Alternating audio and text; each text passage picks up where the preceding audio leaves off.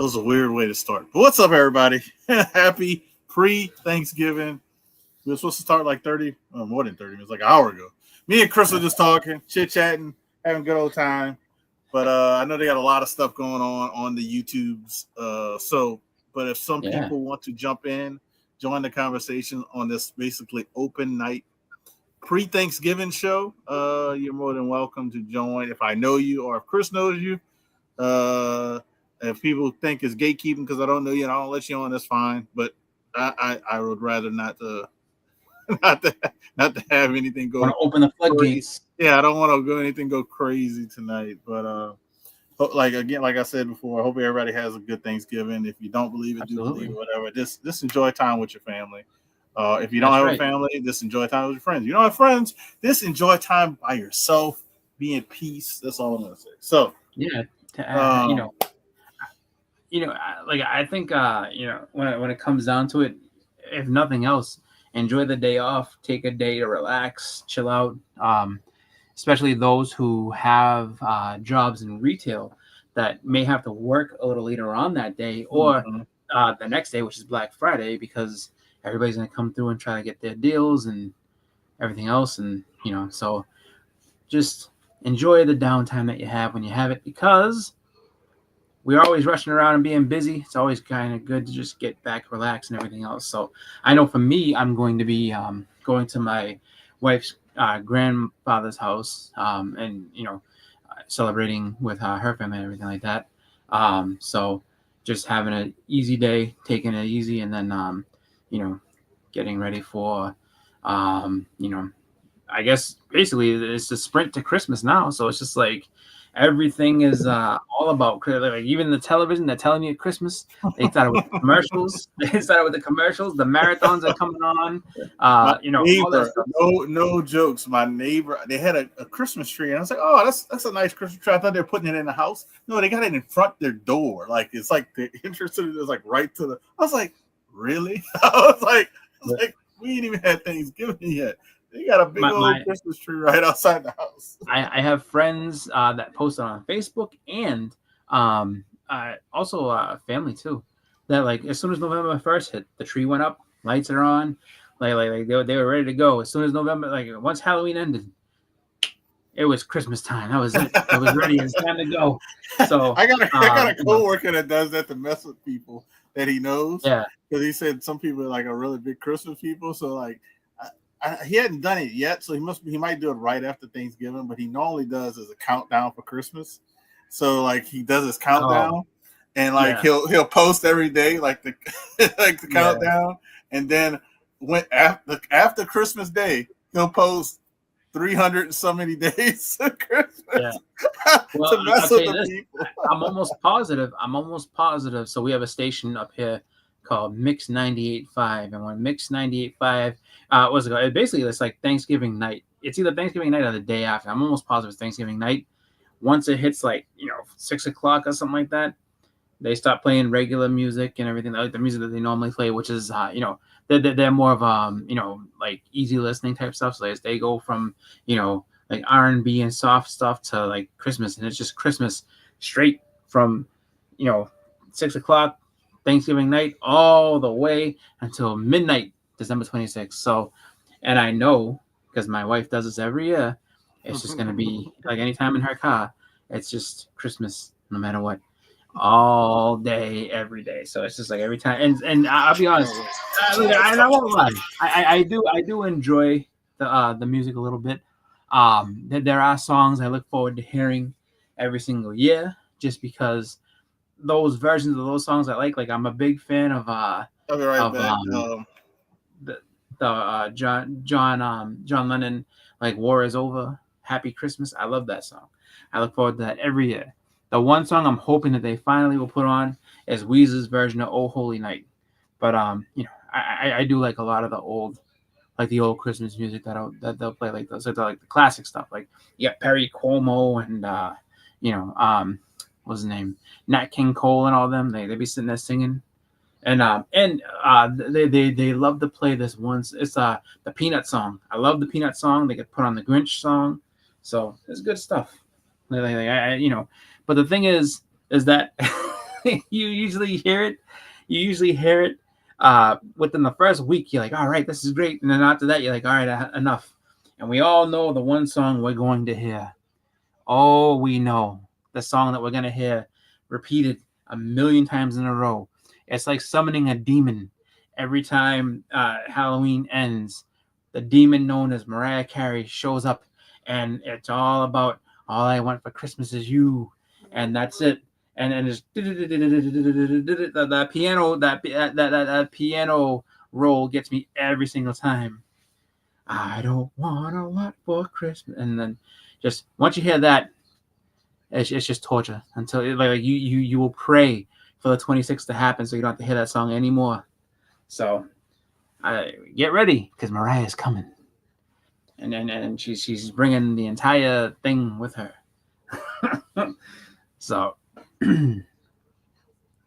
I think I know that there was a lot of streams happening tonight, and I'm not sure if anybody's doing any like early Christmas stuff, like as far as like early sales. I know that there's a bunch of shops going to be doing sales over the weekend and everything like that.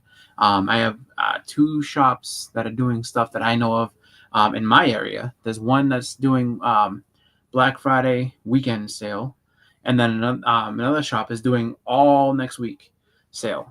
Different stuff and everything like that. So, definitely cool stuff. I think if anybody has shops by them, and they haven't checked out, see if they're doing any sales. If you looking to pick up some books or supplies, as far as like bags and boards or toys or whatever. Like a lot of them are gonna have like I think 20% in up sales for Black Friday, and that's just that whole weekend. So it could be a good time to pick up some stuff. We got Bleeker in the house. Bleak, if you want to join, you can always hop on. We give you a link, and you can come on in and call us nerds to our faces. That'll be fun. But as far as Christmas, it's here. It's happening. So it's on its way. So and no one in the chat has really spoken up other than Bleeker. And I know Bleeker had his Thanksgiving because Canada's theirs a little earlier. So if anybody's going anywhere cool and want to let us know, like if you're going on going away for the weekend, if you're going to family and stuff like that, let us know where you're going. And what are you most looking forward to as far as the food? Like, what are you are you a turkey person? Are you a side dish person? Do you have what's the best side dish you can get? For me, I am a big fan of stuffing, and I also love mashed potatoes. So as long as there's mashed potatoes and stuffing at Thanksgiving, I will be there. I don't care who's throwing it. I'm happy. I'm there. I'm ready to go. I know Circumstances probably has a couple bets he's going to be placing. For all the football folks, there's a couple games going tomorrow, so that's going to be exciting for them to go ahead and have some turkey, bet on some stuff, and then hope that hope your bet comes through, so you get a little extra Christmas money to go spend, or whatever And then if you lose, well, I don't know, it's insult to injury. I can't help you there, but let's see. So I know Bleeker's in the chat. Oh, he was in the chat. So Bleeker, when you had your Thanksgiving, what did you have? Did you have anything great?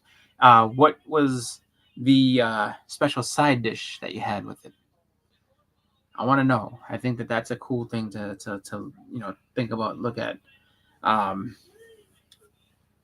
Let's see.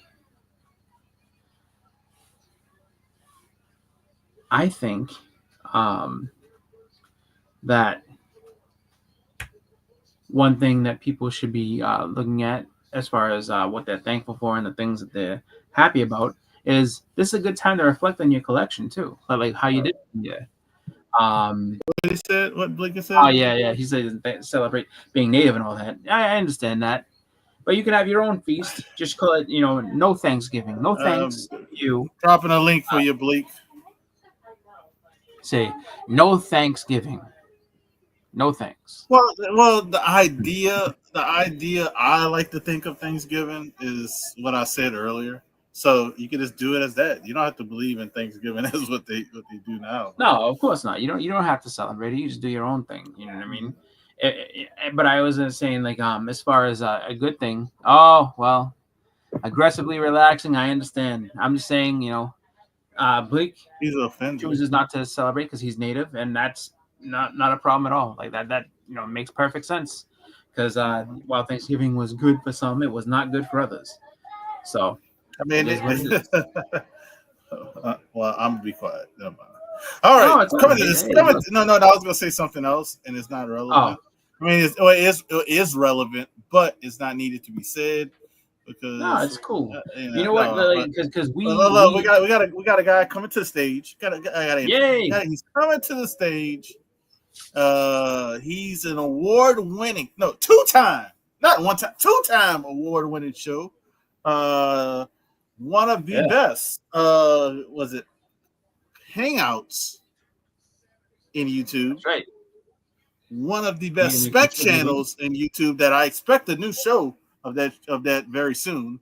None other than the Reverend. I'm sorry, the Reverend Finger Bleeker. Boom, boom, boom. Yeah, because when it came to this hangout, the best hangout show, that was a huge honor. I was really excited to see that happen. I said when it happened, I said I did it. I mean, he did it. We did it. I feel like no, I'm just joking. Like no, that was amazing, and I was excited. I was actually really happy to see that you won both of those awards, just because it's well deserved. Well, I appreciate it. And I don't celebrate Thanksgiving, but that does not make me happy for you guys and celebrating Thanksgiving. I hope it's a very good one. Oh no, dude! I like Thanksgiving just because it's a good time to get together with family. The food's good. I'll give you that. But I will say, I like all the food. I don't know, probably mashed potatoes and gravy is probably that's the really big ticket item. It always is. Like, I'm sorry, but I mean, and I know it's like, I know a lot of people celebrate differently, so people have different stuff, and but man, if you have some good mashed potatoes, and really, I'm very simple when it comes to stuffing. You give me some stovetop, I'm good. Some stovetop and the best. Stovetop is better than let's be honest, it's pretty darn good. It's pretty. It is good for something that comes out of a box. I mean, people know how to really just do it up and make it right. And as long as you have that and somebody who, really makes those mashed potatoes good, because that's what you got to put the effort in. You got to you got to make sure that mashed potatoes are on point. If they're on point, it's just a good day. Doesn't matter what happens next. It's a good day. Give me some potato, some stuffing, a little bit of turkey, some cranberry sauce. I'm in. That's all you got to say. Oh, what? The game's on a little bit? Okay, who's playing? These guys don't even care. I got my stuff. I got my mashed potatoes. I'm happy. And then, yes, Aggressive Relaxing says he's hung out on the best hangout show. He's claiming the victory is his as well. As you should. That's right. But victory, man. I was saying also that a good time. Another good thing about I would say just this time of year is that it's a great time to reflect on your collection and stuff that you picked up. And really be thankful for the stuff that you were able to pick up. See how you've gone ahead and what's happened with your collection. Like, have you gotten some big keys that you wanted? Did you complete a run that you wanted? Did you were you able to sell some books you wanted to hopefully pay for a big key? Like what the big keys, baby. I'm just been sort of just trying to grab one nice key every couple of months. That's been the plan. I know for me, like, I've been doing that also, but I've kind of slowed down a bit just because I'm really just trying to make sure that when it comes time for Heroes, I really want to have a good time down there, and so I want to have some money to go down there and have some fun. And then also for Terrificon, just kind of doing that too. So I've like all in all, I've done I think very well this year as far as comics are concerned. I've gotten a bunch of books that I didn't think I would be able to get. I found some things that I was like, oh wow, like I actually finally have one of these. Like this is I cool. picked up my Miles Morales first appearance Yes, for less than $1, so that's I something. mean, That's pretty yeah, good. you can't. That's a better story than I have. Yeah, kind of. Because like I said, like my two Miles Moraleses that I had, I sold one, and I don't know if I sold the one that I had bought for $10 or the one that was given to me as an A-OK. But either way, I mean, you score that book for $1 or less than $1, or Yeah. I mean, even if you score it for less than $100, what just if you get it and if you really wanted it, that's a win. Yeah, I was, you know how bad I wanted that book for. I would have traded for that book. I had done it about a year and a half. I've been looking for that book, and then finally it just fell in my lap. So that was a good one this year. Let's see. So, Regressive Relaxing says, that's a good idea. What comic things are you guys thankful for this year? He said that he got all the Star Trek Lower Deck covers, which is a big collecting goal of his. That's nice. Let's see. I know for me, I would say thankful for God. I'm thankful for a lot of books. I mean, and I don't want to sound like I don't want to sound like a jerk. Being like I'm happy for all these big keys I got because I did, and I did well. I was like, all right, I'm happy that I have, like, I was able to pick up, the first Thanos, which is a book that I never thought I would own. I really wanted that. That's Also, First Blade, what's it called, X-Men '94. I mean, there's a few more that I got, but I was just really excited that I was able to add those to my collection just because those are books that, like, honestly, I never even gave any thought to trying to own. I was just like, they're just out of my league and I can't have them.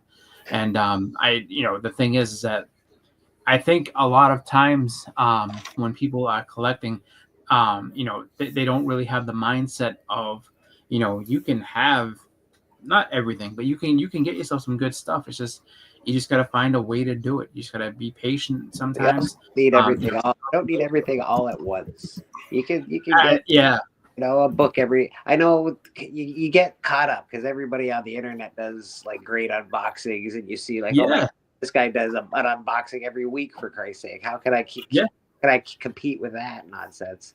I mean, and that will 100% get you into a spot where, especially if you're still buying new books and stuff, and you're like, I'll never get that, or I'll never do that. And I do think that, like, while it inspires you, I think a lot of people don't really. I think sometimes that kind of gets you to think twice about your collection. Like, oh shit, I can't do this, I can't do that. Well, I got a very big gift this year from Collecto 6, and that changed my entire goal. It motivated you. I want to say it motivated you. Yeah. Have you shown this gift yet? What's that? Yes. Have you shown this gift? Yes, I've shown. Okay, so not on the hunt, though. Not on the hunt. oh, all right. Well then, I mean, but have you shown it in general? Yes. All right. So then, what like, if you don't mind, what was the book that changed it? A Spotlight 5, 8.0 Spotlight number 5. Yeah. And that changed my whole way, like what I was collecting. You collect this book and that cool book here, cool book there, random book there, but then all of a sudden you get something like that. You're like, wow, I want this book.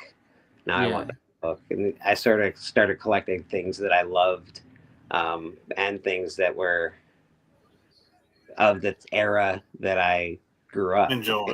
Yeah, my era, like my era of comic books. So I was just like, I'm going to start here. And it just sort of drew me into that like monsters. I'm collecting all the monsters, and that's pretty cool.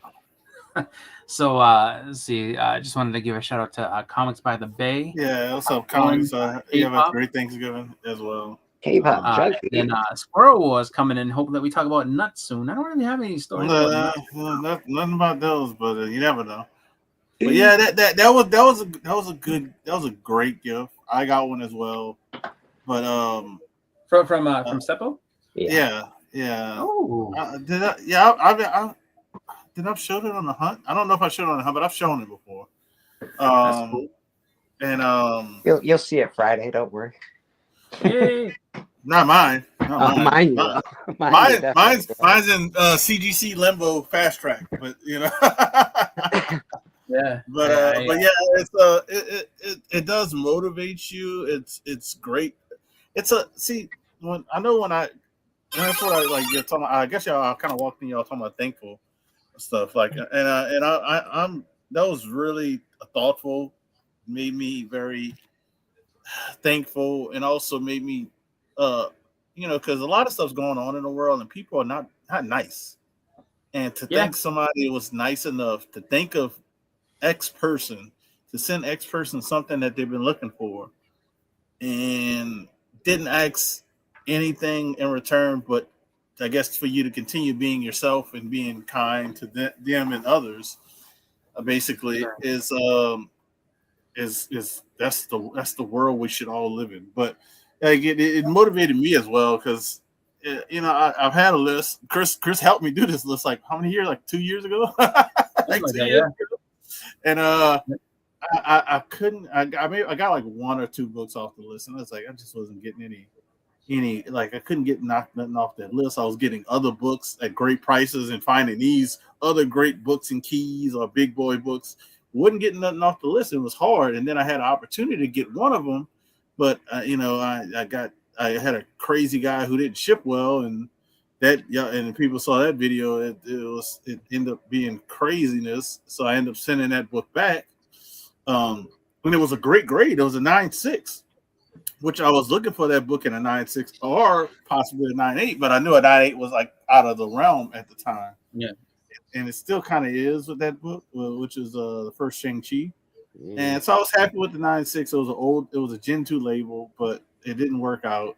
And then it ended up working out in the long run. And then I ended up knocking I think like 2 other books off the list, and stuff started falling. I literally looked at the list and I said, man, I need to update this because half of the list is gone, like 5 out of 10 books. And I really need to do a new one, because if 5 or 10, I need to do another 10 and add 5. But I'm pretty thankful we started Band of Brothers auction this last year. Oh yeah, that's been a big blessing as well. I don't always sell a ton of stuff, but it's nice to do. It's great to do it once a month. And it's great to have fun doing it. Yeah. You know what I mean? Yeah. People know kind of, and I was getting a little burnt out, but I'm happy to do it. How we're doing it, because it just works out for the people who are buying and us as the sellers. Yeah. And then we can still have fun and hang out. So. Pick up some stuff. What's up, Biggie? I put the link in the chat. I don't know if it's still there. If you want to join, you're more than welcome. K-pop as well. You're more than welcome if you're feeling up to it. It's just that was something to really be thankful. And I've had a great year. Getting out with friends and sell books. How many times can you say that, Bleak? What I can honestly say is I've had a really great year in comic books. Biggie voted me best most improved comic book collector of the year. So I came in pretty high on his list. I didn't even know he did that list. I didn't even know that. That was part of, remember, the best collectors. Oh yeah. I was on that. I did pretty good on that list for. Yeah, I was happy. I was happy to be in the top. I was on the list, and I'm pretty happy that I was on the list. So I was happy to be in the top 10. I was like, oh shit. Yeah. But yeah, it's been a great year in collecting. Even though it's like almost feels like a New Year's Eve show. But everybody is such a everybody's been such a naysayer, and I've had nothing but good things happen in comic books. I don't know, What I've realized, and I've said this before. I've said this before I even met you, Bleak, and Chris knows this. I've said patience, and it pays off if you just be a little patient.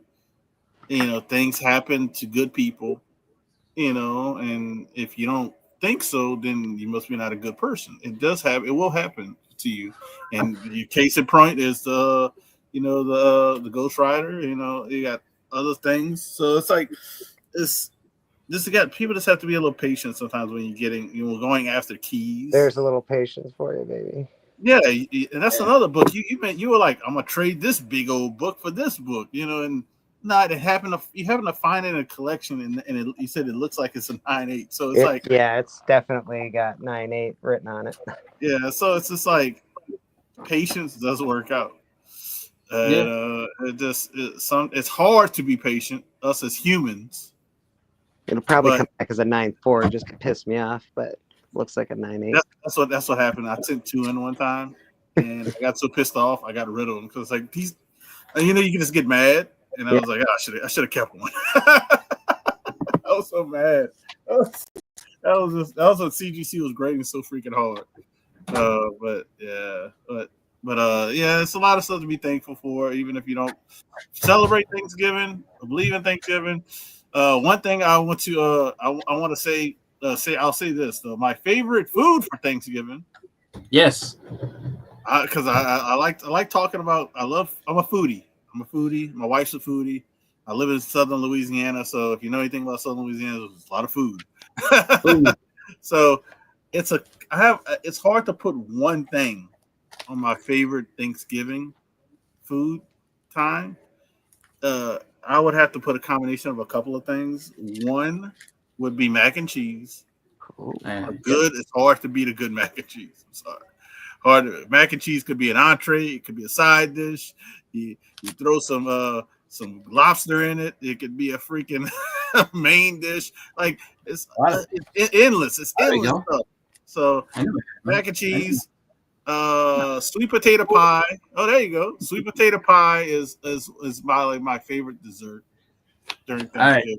And I'll add this that a lot of people don't have, but for Thanksgiving it's gumbo. Gumbo in Louisiana during Thanksgiving is very good. I did forget to mention pumpkin because I do love a nice pumpkin pie. It's just delicious with some whipped cream. Oh my god! We'll get you a sweet potato, bro. You come down here with the brothers. I can't eat. You can't what? I can't eat. You allergic to them?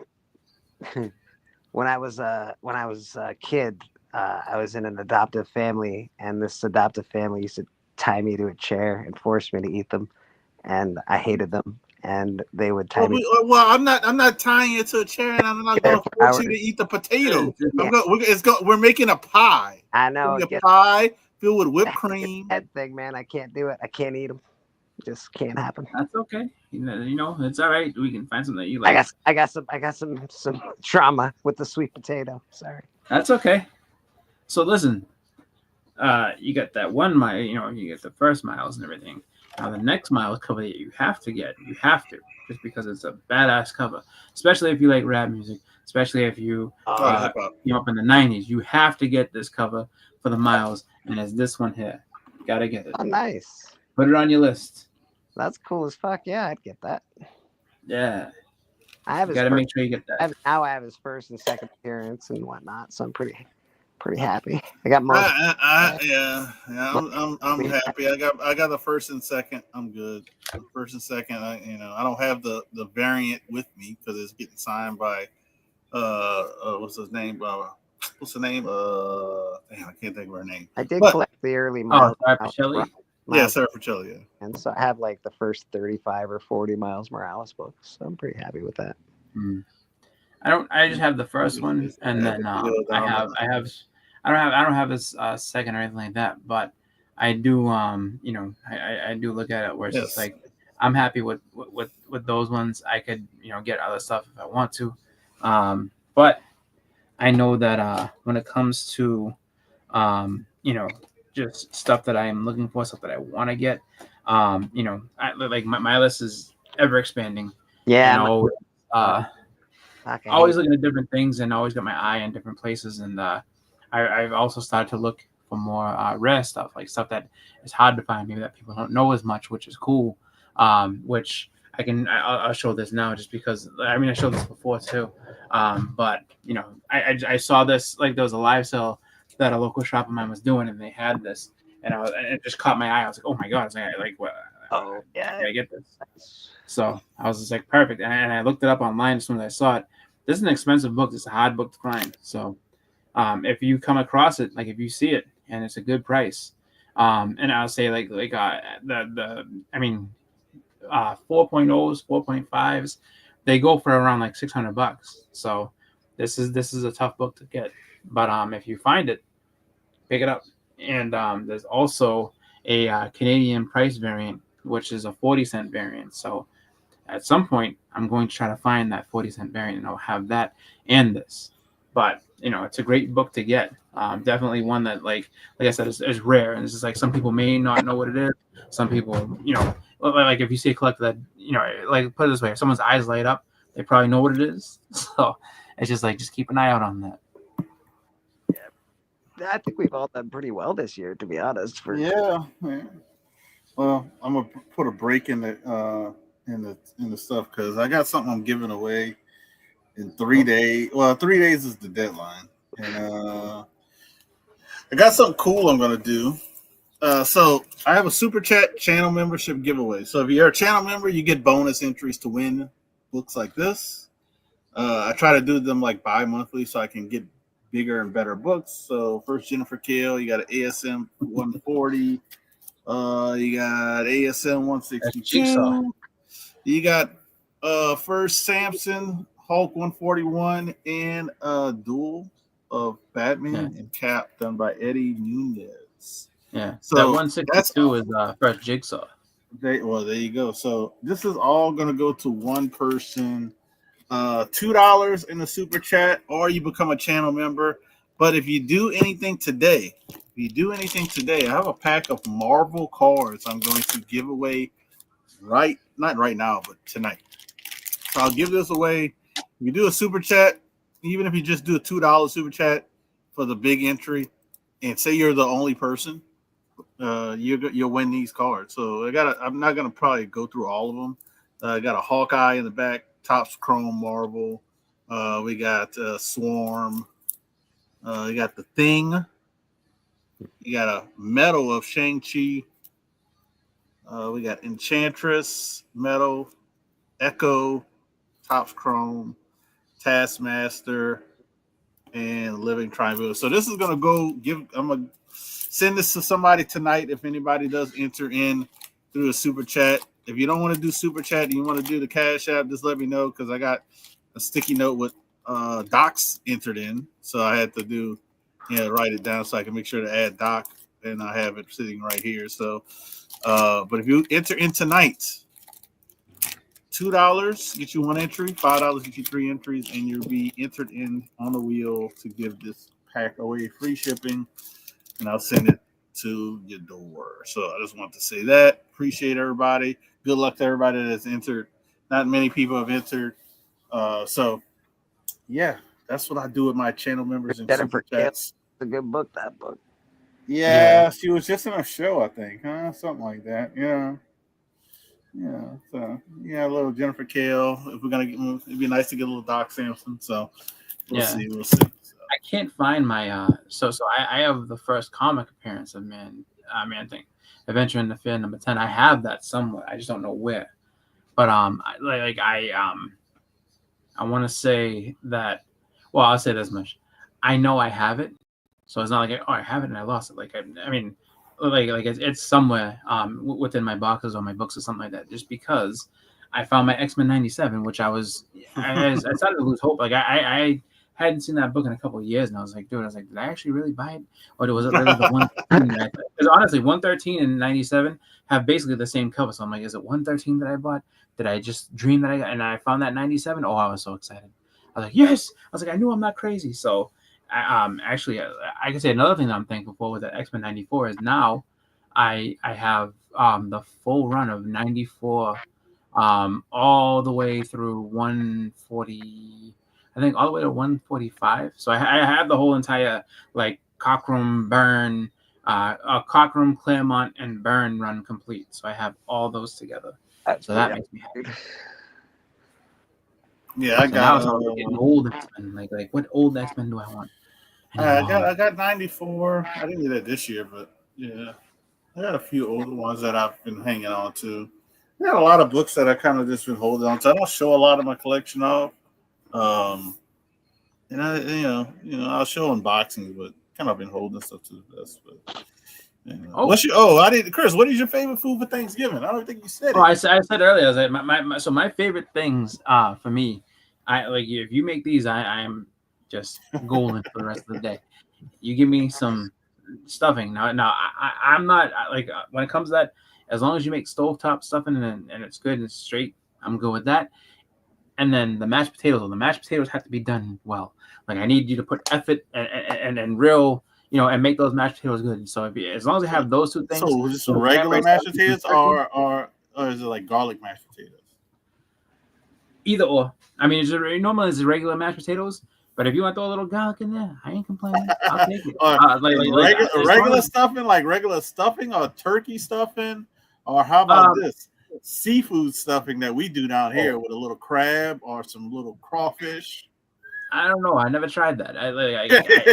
Hey, I'm not sure if I like crab so much. I know. But you can do it with this. You can just do it with like crawfish.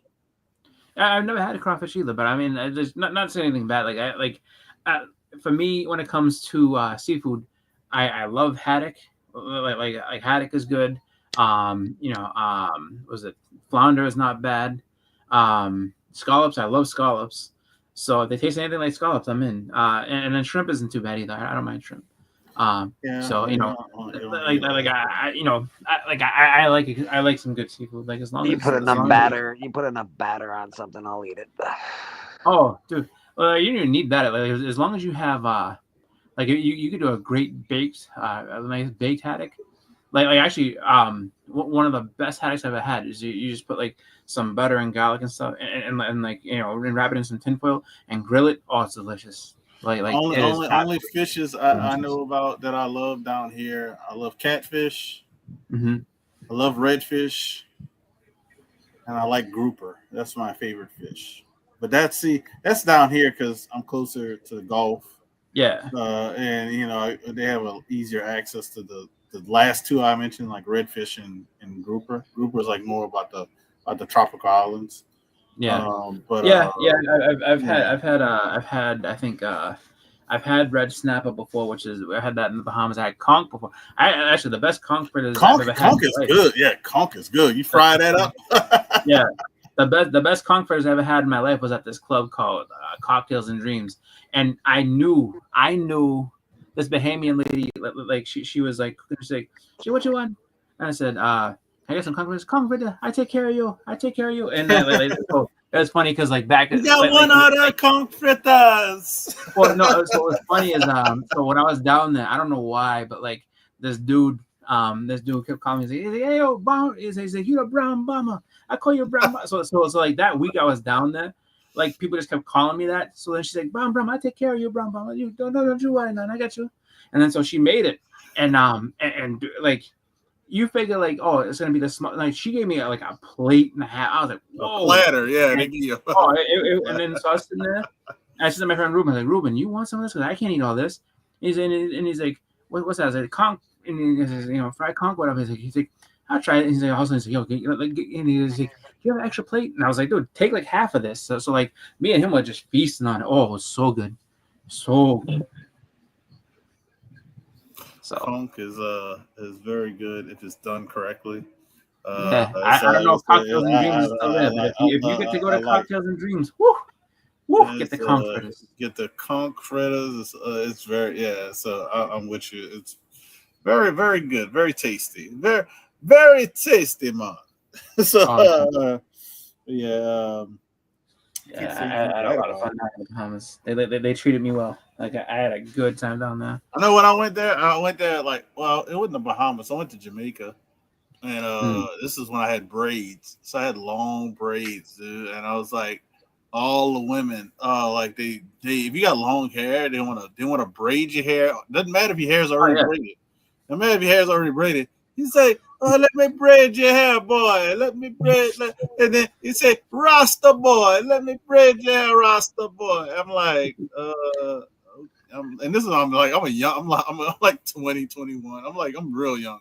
I'm not 20. Yeah, I'm not 20, but like 21 to like maybe 23 3 in that range. So I'm like young, like that's a different experience to have. Yeah. Eat some good old goat, some old stewed goat. Did you guys finish Penguin yet? I haven't watched one. I haven't watched one episode. Oh no, I'm sorry. I'm sorry. Yes, I did. I watched. I finished. It was good. It was good. Really good. It was really. I'll say this much. It was good. But the thing that like makes me laugh about it is that so you have the show, and the show was awesome. The movie that it's based on was not so awesome. It was okay. It was a good try. Hopefully they'll do it better this time with all the feedback that we've given people give them. Exactly. They have to do something to make Batman and Robert Pattinson's Bruce Wayne more interesting, just because it's like, look, he's a boring. To be honest with you, I was a fan of the Penguin. I liked I liked him all the way through, and then I was like, wow, I like the fact that the bad guy is an actual bad guy. Yeah, no. Oh, he reminds you. I mean, and that's the thing. That's what I'll say is that they kind of get you to root for him for a little bit because for a minute, you kind of feel like you feel like he's on it. You could be on his side. Yeah. And then later on, you find out oh wow, this guy is an evil sack, man, and it's awesome. It's awesome. Yeah, I think that's great. Finally, a bad guy's a bad guy. None of this pussyfooting around. None of this. We got to feel sorry for the bad guy nonsense. Bad guy's a bad guy. It kind of made you feel. That was the beauty of the show, though. That was the twist that was just like, oh my god, he's just rancid. He's a rancid human being. and so it's just like I said that before. I was like that's the problem they're gonna have with Matt Reeves' story depiction. There, it's just like the villain. I mean, the only villain to have a show was far more interesting than Batman. It's just like, so if you're gonna put out another 2-hour plus Batman movie, you better make that dude really interesting, or have him. You need people to be on his side, just because, like I said, like by the time they get to the end and that flood happens, I laughed. I was like, this is not a Batman, brother. This goes far beyond Batman. This is way outside his pay grade. This is a Justice League problem. Like, what is he gonna do about this? I'm curious to see how they're going to treat Penguin going forward in the movie version. I'm curious to see if he's going to play a small side role where maybe Batman just goes and bugs him like once in the movie, or if he plays a bigger role in it, because they're not going to use him as the main bad guy, I don't think, because the Penguin is pretty successful on its own. No, exactly. His show's going to stand alone. Like that's how you see the most out of him. That's what I think too, yeah. I think you could see him do like he does in the comic books and stuff. Yeah, like information and stuff. Yeah, and because that's really like, I mean, outside of when he's doing bad things and Batman has to stop him. Like he'll sit there and he'll know that he's doing illegal shit, and he just go to the Iceberg Lounge like, I need information. Tell me what's going on. Yeah, because he's not quite high end enough of a criminal at the point where we have him in the show Batman worries about more higher end stuff, right? Yeah. So I wonder how they're going to treat that going forward. I think it's going to be interesting. Well, even in the comics, like where he is, a big enough problem to worry about. It's just like when he's not causing trouble, Batman knows he can get information because like for the most part, he'll sell people out. Like he doesn't care. He's like, yeah, like I don't care as long as you're not gonna mess with me. I'm good. Yeah, you want to take this guy down? True, but there is a version of the Penguin where the Batman has to tread lightly in Penguin's territory, which I find all the time. Yeah.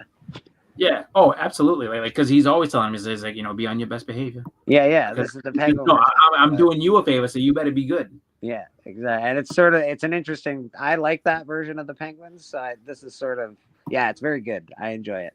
I don't think we've spoiled anything. But no. I think it's Thank you. You're welcome. No, it's pretty good. We can do things without spoiling things.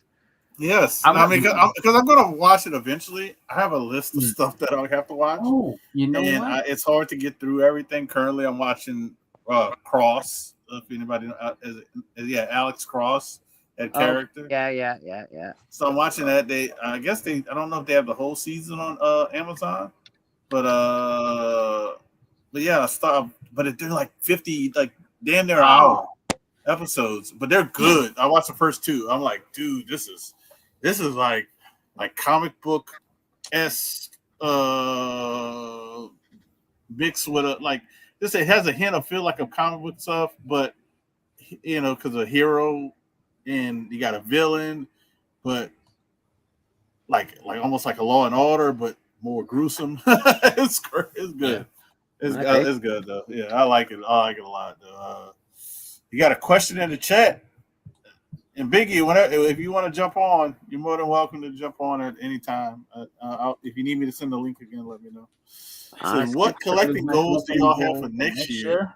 This is I'll probably answer this twice. I'll probably answer this here and probably like next month. So yeah, man, I just basically I think I'm going to try and continue on the same track. I'm just sort of trying to get really good books from the era that I live in, things that I've always wanted, things that are expensive. Obviously, there's some investment books as well as just books that I love. So yeah, I'm just going to sort of keep on that same track. Yeah. I would say for me is to continue to get books off of my list, to have a good time in Heroes and obviously Terrificon, and to kind of challenge myself because I did actually pretty well with this. So in Terrificon and in a couple shows around, I limited myself to a pretty strict budget and still came out with a lot of good books. So we're gonna see, in those instances, what can I get? Like something that'd be like, hey, listen, I went to a convention before Terrificon. I limited myself to $100. I still came home with a pretty decent stack of books. So it's just like, I think that's kind of a fun challenge to do. It's just like, hey, you want to show? Here's $100. See what you can get. I did that. I think I did 300 at the Comic-Con that I went to, and I came out with a really, really, really good stack of books. And I was like, okay, that was really worth it. Yeah, it was not bad. You can do pretty good stuff with $300, $350. Yeah. Oh, yeah, and I'll quickly answer my collecting goals for next year, and this is all. It's like you said about it's not terrific now, but Heroes. It's probably gonna be save up for Heroes, but it all depends on how fast CGC gets stuff done for me from now until that time. Because besides this one person I'm buying from that it's hard to pass up when books are $2 and some of them have sticker prices of $60. Mm-hmm. But I'm really having a super hard buying freeze until these CGCs come back. But once those CGCs come back, I'm gonna be selling, and the goal is to try to see what I can get at Heroes, man, and because I need to save up a lot for Heroes because the flights are not cheap. I already booked mine. Like my plane is ready. Just all I gotta do now is just wait, pack my suitcase, and get on. So yeah, my year is gonna be. I'm gonna try to get one book off my list next year, and I would love to get All-Star 8. I would love to get the First Prince of Wonder Woman. That's a big boy book right there. Holy, it's a big boy book, but it hasn't reached the price of you have to be a millionaire to get. Maybe a big girl book. Right. Because I have some ammunition. Well, I have one ammunition book that I could get to get that book, which is the first Doctor Doom. Which a lot of people are like, I wouldn't give the first Doctor Doom for the Wonder Woman, but it's Wonder Woman. I can find another Doom eventually in my life. Personally, that gave me what I wanted. So then you want to know what actual book that we're trying to get? I don't know.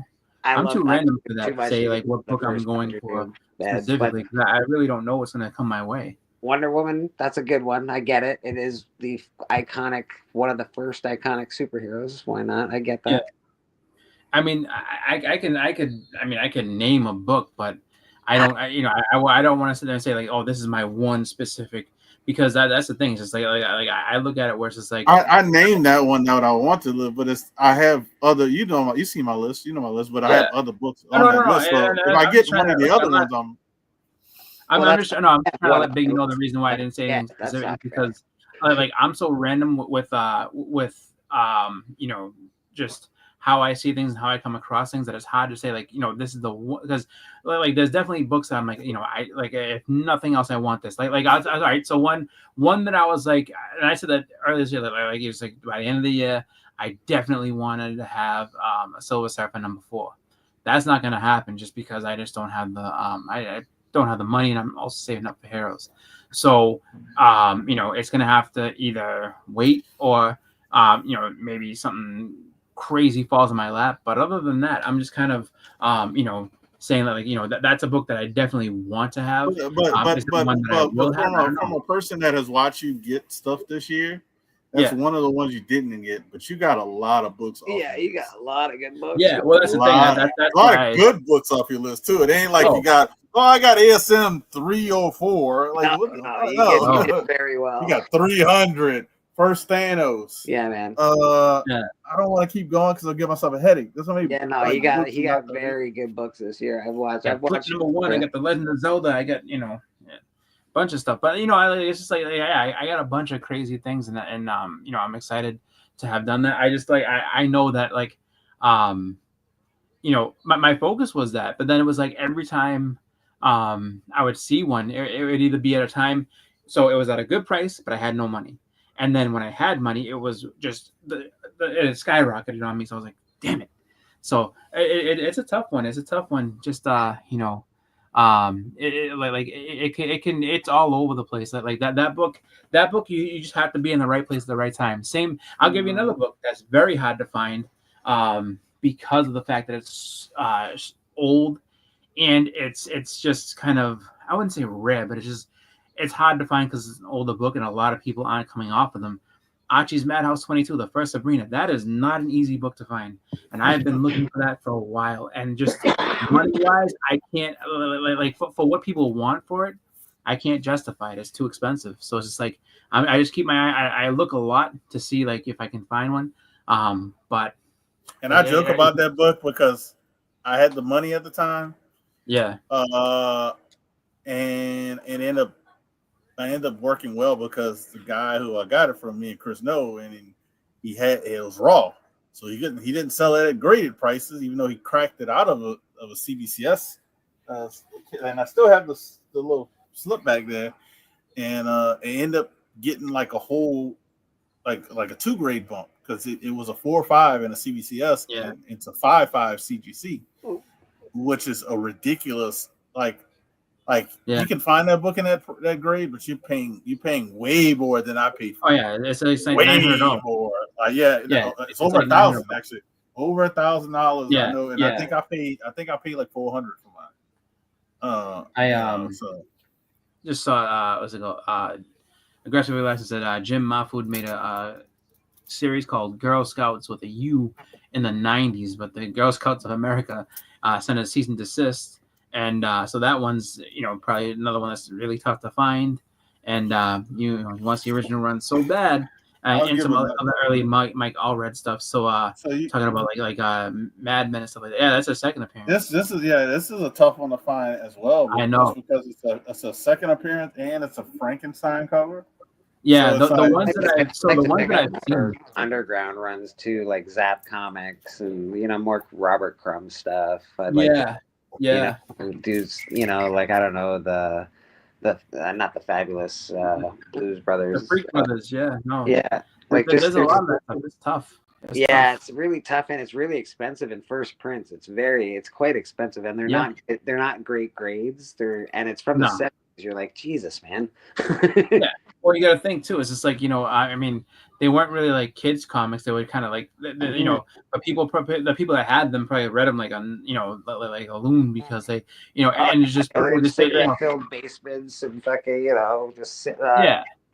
And just, I mean, it wasn't collectors that would necessarily, and that's the thing that we have to remember, is that, like, where you see all these things that are in rough shape, or it's like you said, like that Sabrina in a 5.5 is a expensive book. It's like, why? Because people weren't having that collector mindset. They were just reading the book and rolling them up and sticking them in their pocket or whatever. So it's just like, especially when it comes to Archies. Archies are notoriously in bad shape because nobody gave a shit about them.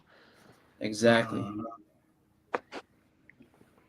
So Biggie says his top 3 is X-Men 1, Showcase 22, and Daredevil 1. A friend of mine has a Daredevil 1, right? And he's got he has it in a bag. He had it in a bag with a Turok #1, just kind of not in a bag and board, just like he had it in a plastic bag, and it was all it's beaten to death, like it's rough. And I begged him, I was like, please let me give you a bag and board to put that in, please. Fine, or whatever, it doesn't matter. It's this and that. He's like, it's probably not even that that expensive. I was like, I'll buy it off you right now for $200. Because I was like, in that shape, it's like a $200 book. I'll buy it off you, and it's gone up from there just because it's got to be at the very, very, very best a 2.0 maybe. You'll definitely be able to get a Daredevil 1, Biggie. The big one is probably your X-Men 1. That's really gonna be that's gonna that be or the Showcase. Like Showcase is Showcase 22 is not that easy either. Yeah, I mean X-Men 1, it can be done. It's just it's going to take a lot of saving. It's going to take a lot of saving. What kind of price? What price point are you at? Like, I think he's after probably a 1.5. Oh yeah, absolutely. But you know what I would say too on that one is that you do have time, like just because it's well before they're going to put them in the movies. You don't have much. You don't have much time. They just killed the Fox universe. Oh no. Yeah. Oh no. I that's what I say. Like you got at least a year. You got at least a year to get yourself some money to buy one of those. Yeah. So and who knows? Like maybe you can find it for less. Maybe you find somebody that's like willing to do some trades or something like that. You never know. You never know. No. I think Biggie will do well. He's always doing pretty well with the books that he finds and is able to sell and yada yada yada. He'll be able. Trying to finish the aggressive. He's still on Fantasy Football 1, but not prepared to spend that kind of money. He's still trying to finish his Star Trek Gold Key run. Well, let me tell you something about Star Trek. All right? I saw Star Trek #1, and the guy wanted. I think he wanted like $450 for it. I almost bought it just to rip it in half. Just to rip it in half. I know. That's hilarious. I almost bought it just to rip it in half. Not because I hate Star Trek, just because Dan's like, I got this signed by William Shatner. Like, you know what I would do? I would go and get it signed by William Shatner, and I'd wipe my ass with him. Like, here you go, Dan. This is what this book's all about. And then be like, please don't do that. Do you know how expensive of a book that is? Like, I don't care. To be honest with you, what would be ideal would be to get it. Just to make Dan cry and be like, I'm gonna destroy it. Like, you know what? No, I'm gonna go ahead and I'll trade it to somebody. Like, here you go, you can have this. Give me something I want instead. Hey, man, and now everybody wants the first appearance of Star Trek. There is like something that is in dollar bins all around the world, and if you do find it, you're silly not to get it. It is the Next Generation Star Trek #1. And it has every first appearance of the Next Generation in it. And if you don't get that book, you're silly, because that was a major deal back in the day. Next Generation is awesome. So yeah, you know what I think it is. I think people have I don't know, kind of like a. Not like they don't like the Next Generation, because people definitely do. I think that they loved it. Next Generation was a super popular show. I think that the problem that you had is that, or is why like some of their properties didn't take off and get as big as other like comics and stuff like that, is because you still had the original Star Trek people still making movies and stuff like that. Sure. I was like, so it's just like they didn't get the chance to really stand on their own and run and get big. The same. So, I mean, who's to say if in like 10, 15 years, it doesn't do, because somebody will be, look, it's, the continuation of Star Trek. It's got a ton of first appearances. Yeah. It's not a dollar book anymore. Now wait till they do what they did with Star Trek, with the movies recently. They'll do a Next Generation spin-off of movies, and it'll have a new Picard in it. It'll have a new #1 in it.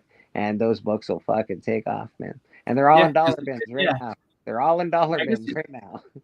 Yeah, no, there's definitely truth to that. Just because, I mean, once you do a remake and it's like, oh, it's all new characters. No, this is the real one. No, we're not doing with that. Like Chris Pine is not Captain Kirk. William Shatner is Captain Kirk. You know what I mean? So it's just like, you could definitely have something like that happen. I think that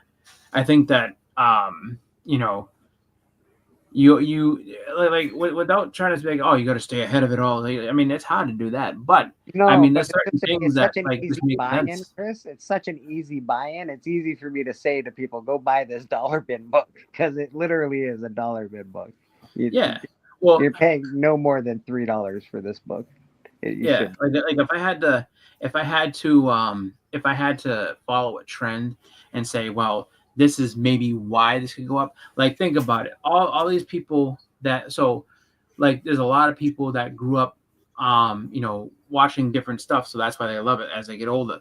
So think about, so it's like, all right, so now you have, like Big Bang Theory, and that's all they talk about is like, oh, Star Trek: The Next Generation and Will Wheaton and this and that. And it's just like, okay, so then, as the people that maybe watch that as like a kid, as a sitcom, get a little older, maybe they're like, yeah, you know what? Like I want to get, the Star Trek stuff. And maybe that's what helps it pop.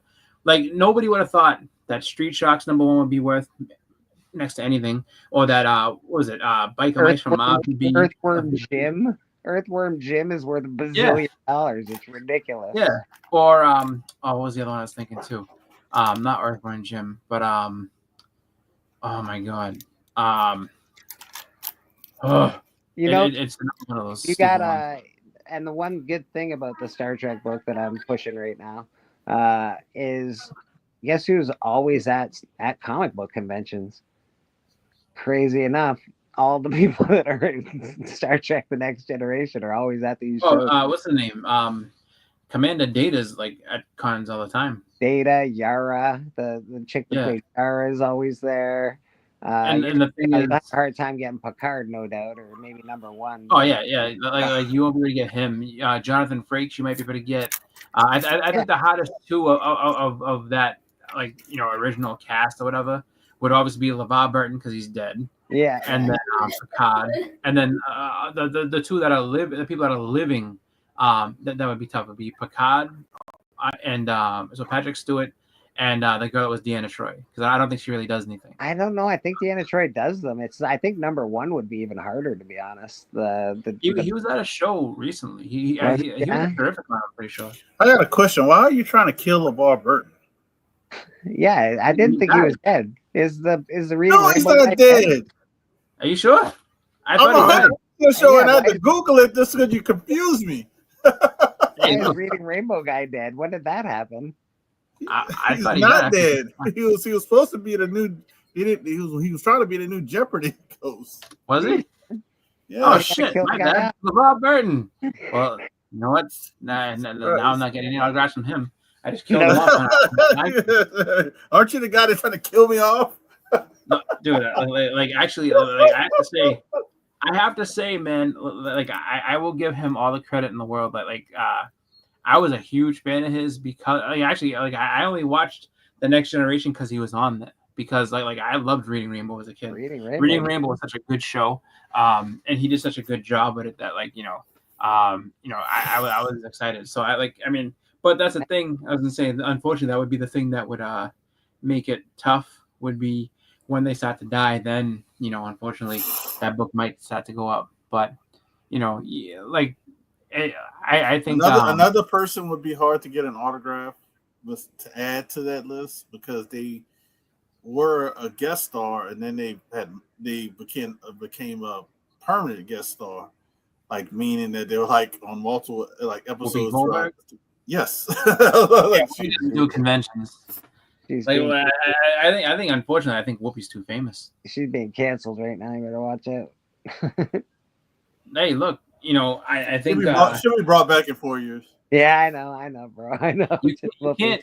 What's funny is that as much as you wouldn't like. I want to say it's kind of a funny thing. Like when you think about her, like how famous she actually became.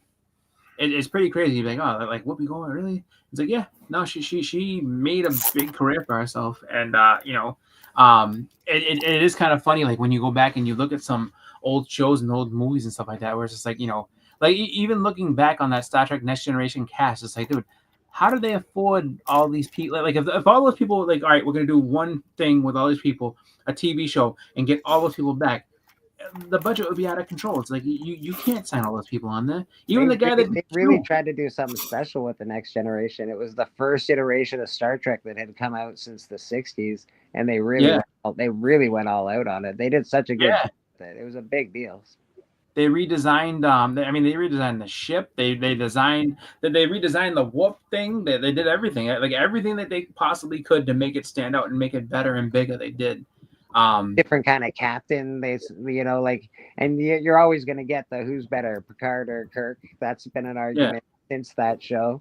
I think they now throw in Captain Janeway, maybe. And the Deep Space Nine guy. I don't know if that's. I like Deep Space Nine. I thought it was a good show. And they said he was the one that beat the most people up. Like he was the most no nonsense. Like if he had a problem, he just punched it in the face. Worf was on the show a lot. They did a lot of Klingon stuff. I like the it was like the shapeshifter dude. I thought that was. I mean, they introduced their own space zombie called the Borg. I loved it, man. The Borg was awesome, dude. The first movie was amazing. Jeez. The Borg was scary because they couldn't like you couldn't beat them. You could not beat them. Like it's like, all right, but like you start shooting at them, and then all of a sudden it's like, oh no, the faces don't work anymore. It's like, well, now what do you do? Well, hit them with something. Okay, that works for about 5, and then nope, they've adapted. So it's just like literally, there's nothing you can do. It's just like, just run away from them. But you know what? I'm gonna add this card to the giveaway. Even though I don't think anybody's gonna tip $2 to win some comics, but I got a holo of Cosmo. I'm gonna throw into that pack. Which I don't know how easy it is to hit Cosmo, but I have a holo of Cosmo from Top Strong that I'm gonna add to. What is this pack? Is this like a new deck of Marvel cards that they came out? Yeah, they had Top Strong Marvel just came out. Also, the new Tops, not Tops, but the Skybox Metal Universe just came out, and then they had I think it was Upper Deck. yeah, and Upper Deck just came out as well. So Upper Deck Annual, and so yeah, I'm gonna add that to it.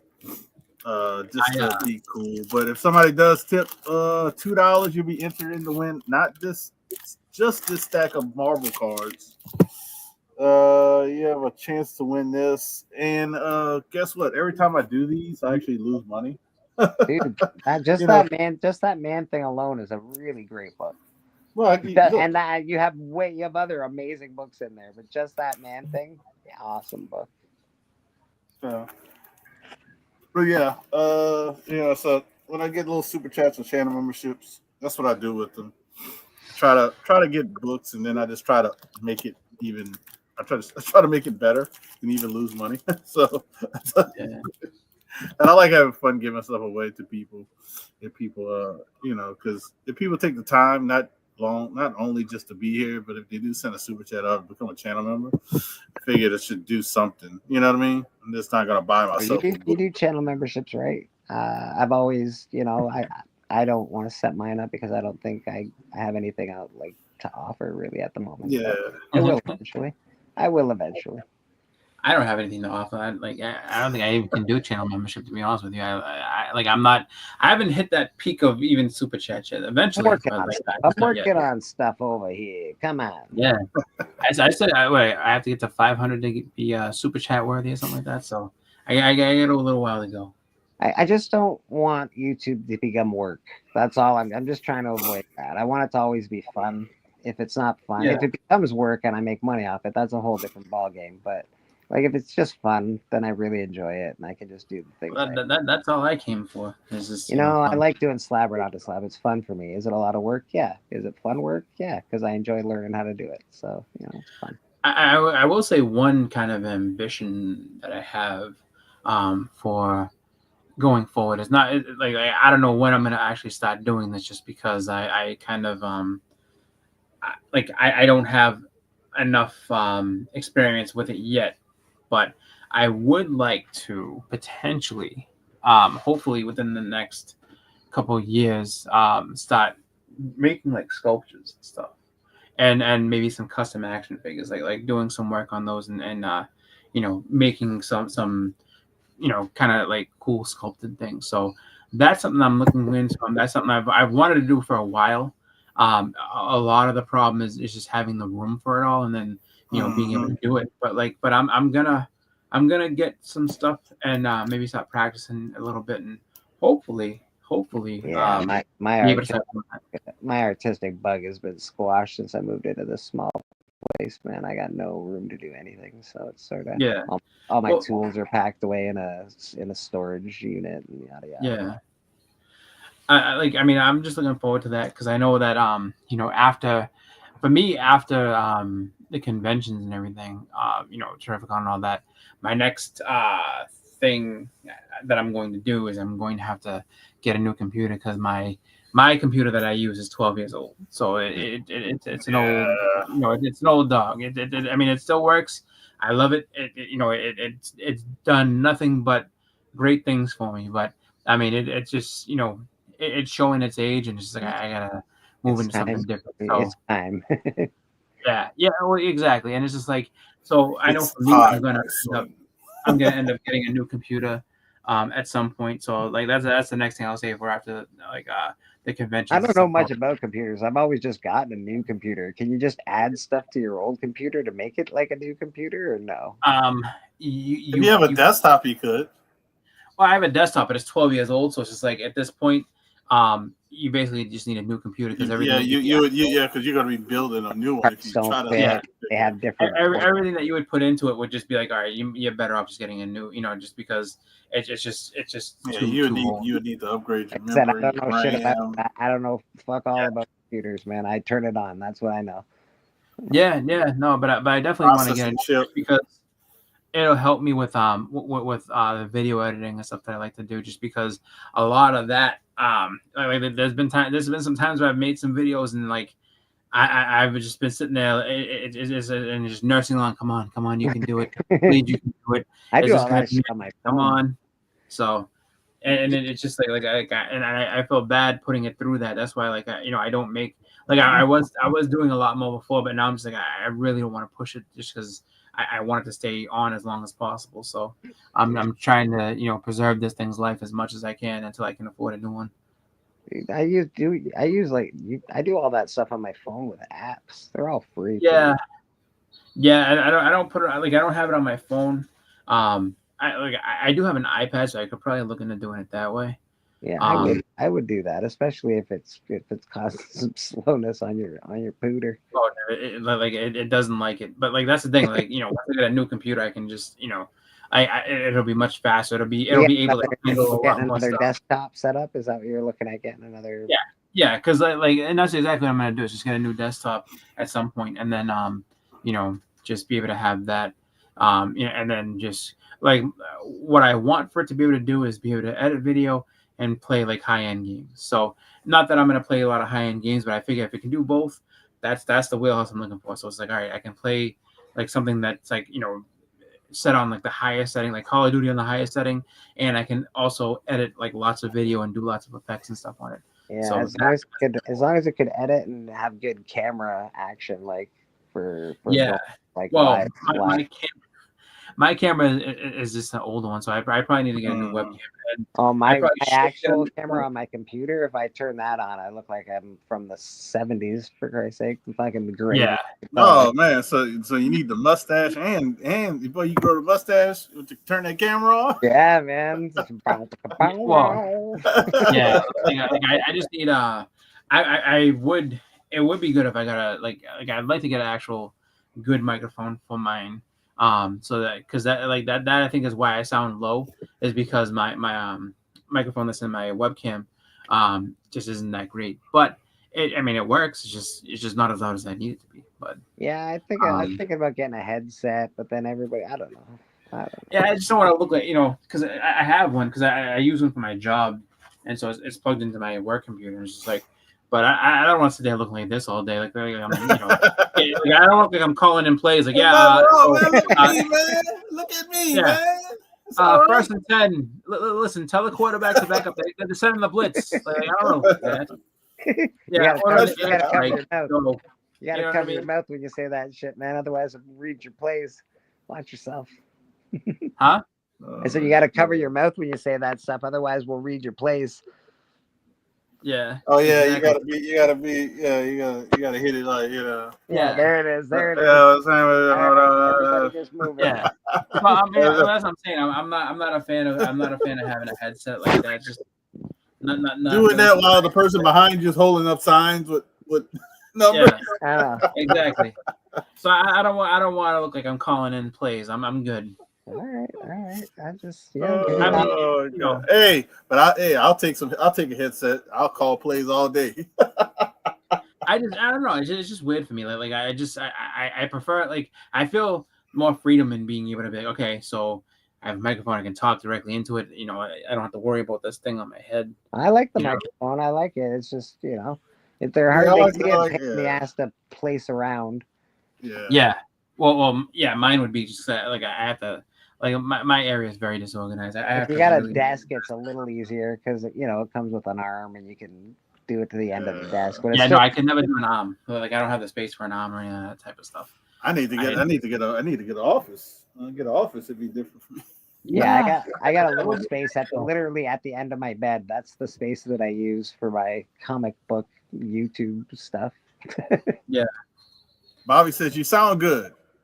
Thank you. I try. I just, I like it's funny because like when I'm on where I notice it is when I watch The Hunt and Rewind, and then when I'm talking, when I'm trying to talk and someone talks over me, like they like I get drowned out all the time. So it's not anybody's fault. It's just that like I guess if you have a better microphone setup than what mine is, it just gets preference, so it goes over what I say. So that is the only reason why I say like I need to get, I think, a better one, but now it's working. So it's just like I'm a big proponent of, if it works and if it's useful, it's useful. I'm not worried about it. So you sound good. Yeah, it's I use what I got. Me too, bro. Me too. I just use what I got. I think it was exactly. Trust me. I get all the miles I can. It's like if you look at the odometers, it's like, oh wow. It's like, oh yeah, no, we're gonna ride this one until until it doesn't start anymore. Like we're gonna keep going. I'm with you, bro. I just threw out shoes that had holes in the bottom, and like they've had holes in the bottom for a while. I'm just like, all right, it's time to go. Here we go. My toes are hurting. Yeah. You know what the best part too? Like it's the same thing. Like if you have a shirt that like so everybody has like they're around the house doing work shirt, and it's just like, and I'll tell you right now, the thing it's got paint on it, and it's messed up, it's got this and that going on it, whatever. Even if you wash it, it's just got and it's just like, but I guarantee you, out of everything you own, it's the most comfortable shirt you have, and it's just like, I would wear this outside if I could because of how comfortable it is. That's the one you don't throw out ever, and you get mad if you can't find it. You're like, "Where's my shirt?" Exactly. It's like, what are you doing? Work? Like, I just want to know what's here. Where's my shitty shirt? I need it. Yeah. It's like my hat. Like when I'm outside, see, inside I'm fine, but when I'm outside walking around, like at home, if I'm sitting there and I'm getting ready to go to work. I've been late to work because I couldn't find my hat. I was like, where the fuck is my hat? I'm not leaving until I get it. And people are like, you're going to be late for work. Like, I don't care. I'm going to find my hat and then I'll show up. Hi, I'm here. What happened to you? I couldn't find my hat. Sorry. It's like my comfortable shirt. I need it. I'm like, Lois, Goodfellas. I won't go without my hat.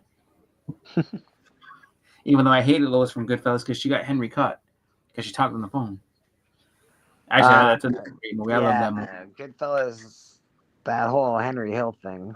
He was a little shitbag anyway in real life. Oh, he was a terrible human being. Like, he was not a good man at all. But they get what he actually thanked Ray Liotta for making him look good.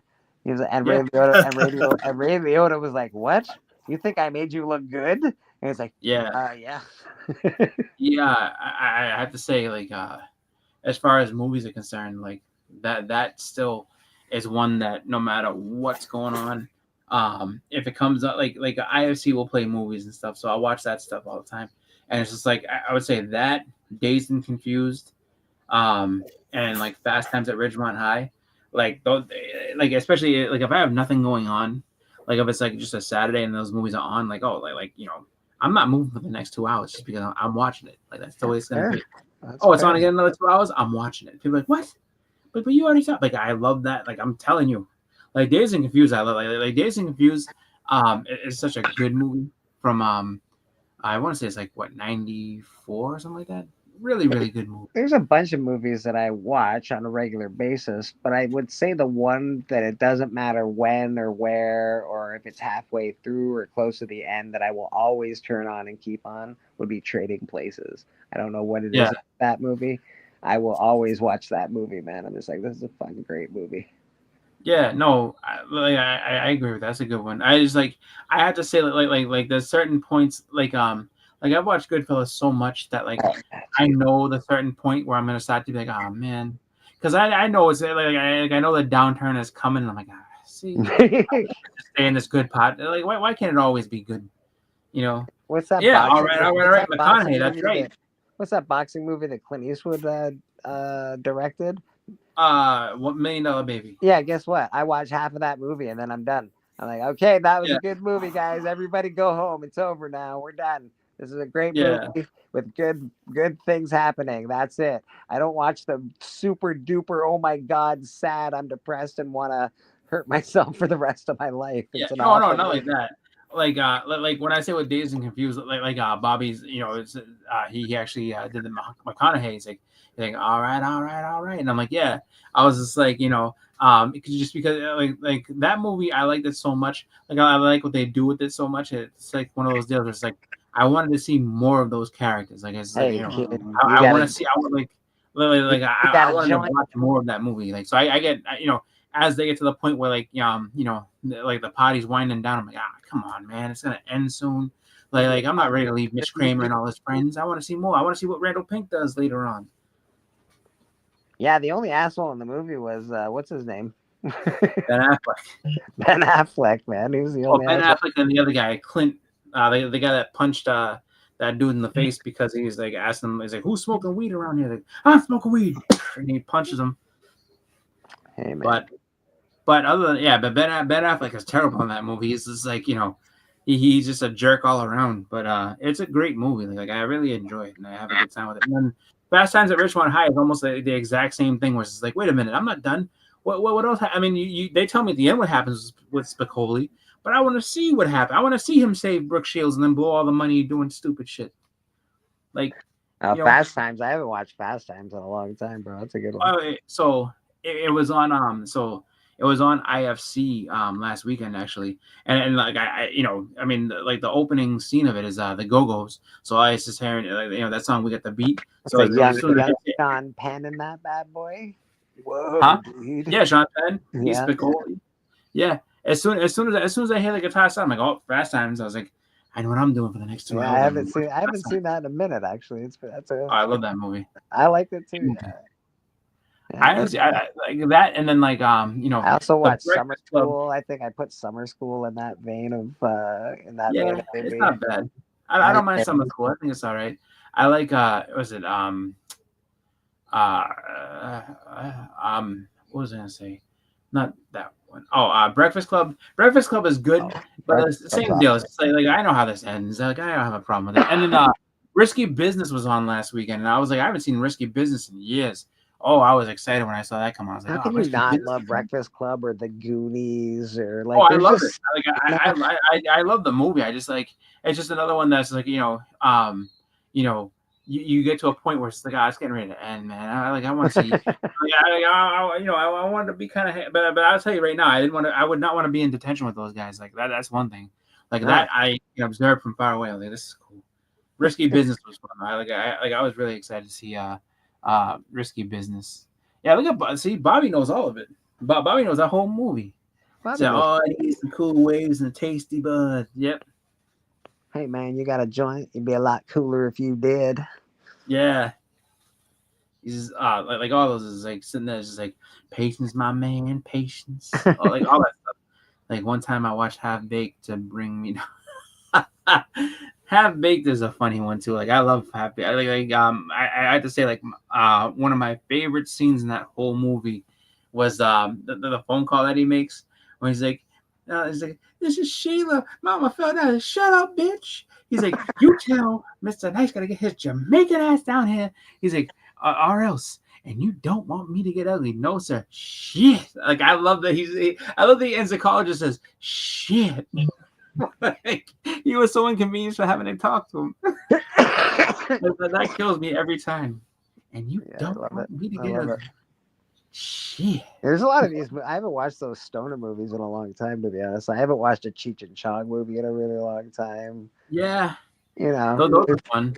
Yeah, there's always like, you know, those coming of age movies. I haven't watched any of that shit in ages, to be honest. Yeah, Planes, Trains, and Automobiles. Actually, that's a very underrated movie. That one, I will say, like, I've seen that a lot, and I don't know if that's a better like as far as between that and Uncle Buck.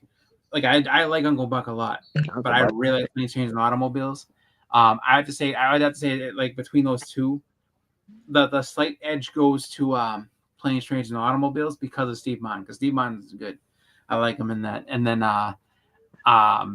you said another one that was kind of coming. Well, is Great Outdoors coming of age? I don't know. It's just funny. I love that movie. I would think like what's the Lean on Me is coming of age. I would think, you know. Stand by Me. That was on last week too. Stand by Me. Sorry, Stand by Me is a coming of age.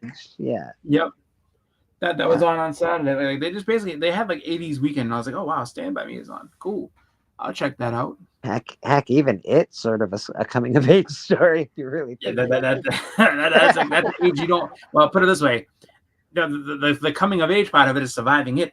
Like, but other than that, I didn't really like that. I didn't like the second version of it as much as I loved the first It. Even now, I watch the first one, and I'm like, it's just a better movie. I like both of them. I'm not gonna like. I really liked. I thought they were both cool. Cool. I guess the special effects just didn't do it for me. I was like, yeah. Casino is a good movie. Like, actually, you know what's funny is that, like, so I like Casino. My sister loves Casino. I was like shocked, movie, man. She watches Casino like I watch Goodfellas. Like if Casino's on, you know, I could sit and watch it. Oh, dude, I've seen both of those movies like 300 times a piece. I do like I'll watch mafia movies, or like I'll watch like, you know, Boys in the Hood, all that kind of movies, Menace to Society, all that shit, all in one fell go. Yeah, I've seen all those different ones. I know that, like, it's just funny. Like, I wouldn't have picked my sister to be like, oh, that, like, I like this. Like, I find myself though. It's a good movie. Oh yeah, I find myself so every year. Bugsy never gets the love it deserves. Bugsy is also a movie that came out around the same time, and it just never gets the like, oh, that's a great mafia movie. Nobody ever. I think I think a lot of people, you know, I don't know if a lot of people full out watched it, you know, but I think that it gets swallowed up by the other ones that came out. It does, because Scorsese's got such a good vision for that era. Well, you got that, and then you also have like a Bronx Tale, which is, you know, Robert De Niro directed it. Oh my god! Like, yeah, I mean, Bronx Tale's pretty good. I forgot about that one. So it's Carlito's Way. Carlito's Way is another one. Dude, that's why whenever Benny from the Bronx is in here, that's what I'm like. Oh, look at that, Benny Blanco from the Bronx. Yeah, Benny Compton. You know what? So Carlito's Way to me. Like, if you really wanted to make the argument that it's really Scarface Part 2, I wouldn't argue with you, because it's kind of very close. Although, you know, Carlito was not as reckless as Tony Montana was, and you know, Carlito was Puerto Rican, and then you know, Tony Montana is Cuban. So you have that, you know, but Carlito's Way is a very good movie, and then I just you know, find that a lot of people you know, look at it and just, you know, you mention it, and you know, you get the reaction that you know, oh yeah, because it's just, there's so many iconic things. Let's see, New Jack City, another classic. Love New Jack City. Harlem Nights was very funny. Loved Harlem Nights. Harlem Nights from a comedy perspective. Yeah, that was just so classic. Funny.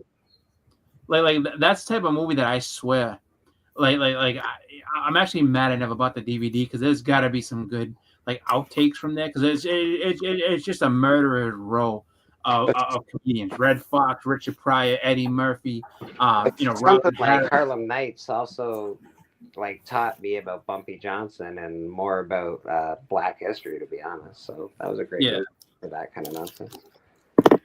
It's just funny. It's just like, like I just know that like there's times like, like it's funny when they're just cracking each other up. Like another movie that's kind of like that. It's not as funny, but it is good. Like actor wise was Life, Martin Lawrence and Eddie Murphy and that was really good. It was funny. It was funny, but it was like, but also it's just like, you don't have the amount of legends that you did in Harlem Night, but it's a good movie. What's crazy about Life is that when you boil down to that movie, that actually happens. Like two people, wrong place, wrong time. All of a sudden they get charged and they're doing life in jail. You're like, they didn't even do the murder.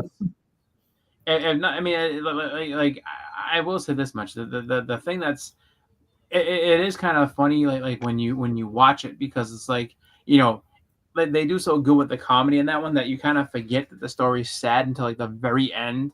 What I mean, or you kind of forget it like in the end, like until like they start going through that Wyclef song, and you start seeing all the people that they were in jail with, that they start dying because they're getting old. And it's just like, it would have been nice to see that movie. I like jail movies, so it would have been nice to see that more of in the style of the jail breakout movie that everybody likes. It's very good. Shawshank Redemption? Yeah, Shawshank Redemption. Shawshank is another great movie. It would have been nice to see that movie more based in that style, more of a real, instead of, because those guys are really funny. You can't have them in a room and not just laugh when they're talking to each other. You sort of, they make you forget that, yes, it's a sad situation and they're in jail and it's, I don't know. It would have been nice to see it in a more of a serious light, but I did enjoy the movie quite a bit. Colors is another great one. Colors is funny because like I didn't really know about that movie until I was like in high school, just because I mean it came out when I was like really little, and then like I remember like everybody discovered it in like junior high, so like, oh, like Colors, you seen that movie Colors and this and that, and then like I ended up seeing it when I think I was like 13 or 14 years old, and I was just like, this movie came out in like 1984. I discovered 9 Lives of Fritz the Cat and heavy metal when I was in. I got a question about junior high. Talking about movies, and this probably be brought up again next month. But hey, holiday movies. Any holiday movies that are like when they come on, you're like especially during the holidays. You watch. I watch all the holiday movies, buddy. I'll tell you right now. There's one. I refuse to watch it ahead of. I refuse to watch it if it's any earlier than like I would say like mid to late October.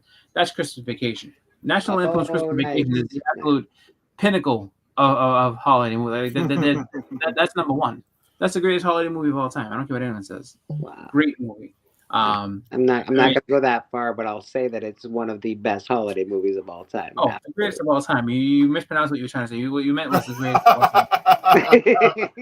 No, it's honestly the reason I say that is because it shocked me at how funny it really was. Oh, it's awesome. I saw that movie when I was like about 12, and I had never seen it. I was like, oh, this isn't gonna be that funny, and it was great. It was just really, really funny. Shivers full. Yeah. Oh, I love that. Like that movie's so funny. And then you had the kids were hilarious. Jesus. Yeah, I mean like it's just really good movie, like really funny.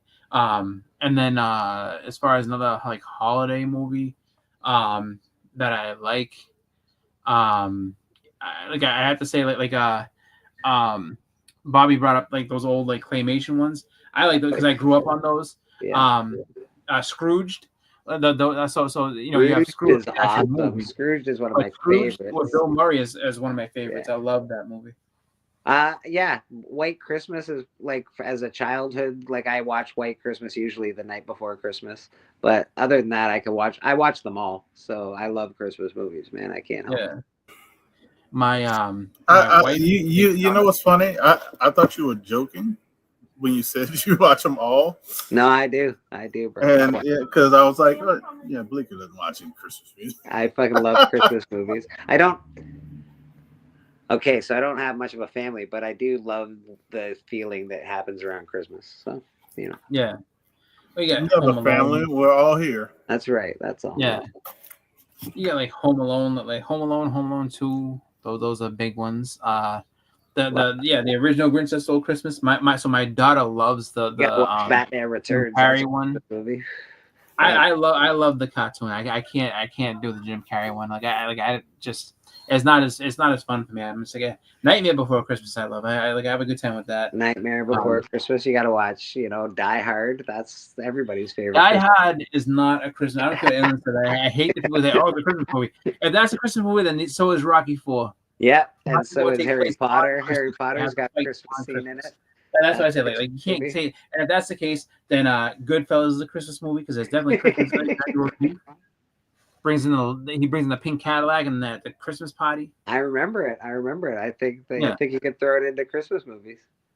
Charlie Brown's Christmas is actually good. I'm a fan of that. Charlie Brown's Die Hard is not a Christmas.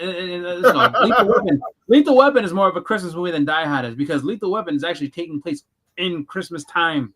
That's true. It also starts in a Christmas tree patch. That's right. That's Friday 3. Yes, I'll give you that. Friday 3. That's Christmas time, but it's not Christmas. No, but I get it. I'm just making fun of Chris because I know Chris does not think that Die Hard is a Christmas movie. I will never give in on that. I don't care what anyone says. No? What was a Christmas movie? Yeah, right. They're at a Christmas party. I don't give a shit. Doesn't he say Merry Christmas, mother? Batman Returns, man. They all jump into a Christmas tree. I'm just saying. And then what's it called? Trading Places is a Christmas movie. I love that. Is yep. Trading Places. That is a Christmas movie. So $1.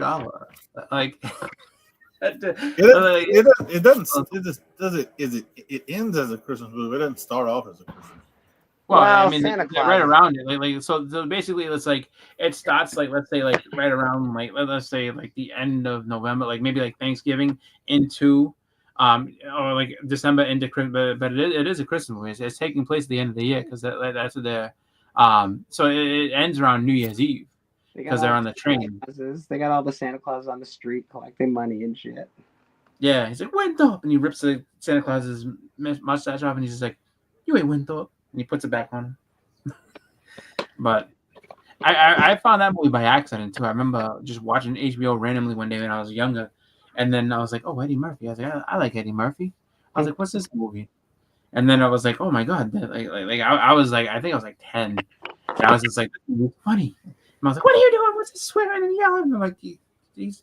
Then you gotta watch. Then you gotta watch Coming. Then you gotta watch Coming to America after that one. Yeah, that's a good one. Mortimer, we're back. Yeah, Coming to America. That was all in the same universe, man. Yeah, people don't realize. Yeah, they, before the MCU, we had what was it, Trading Places and Coming to America. Was there one more? I think there might be even one more in that universe, but I can't recall the name of it. Let's see. You got Trading Places, Coming to America. I'm trying to think. I think that's it. There's no other real crossovers between those.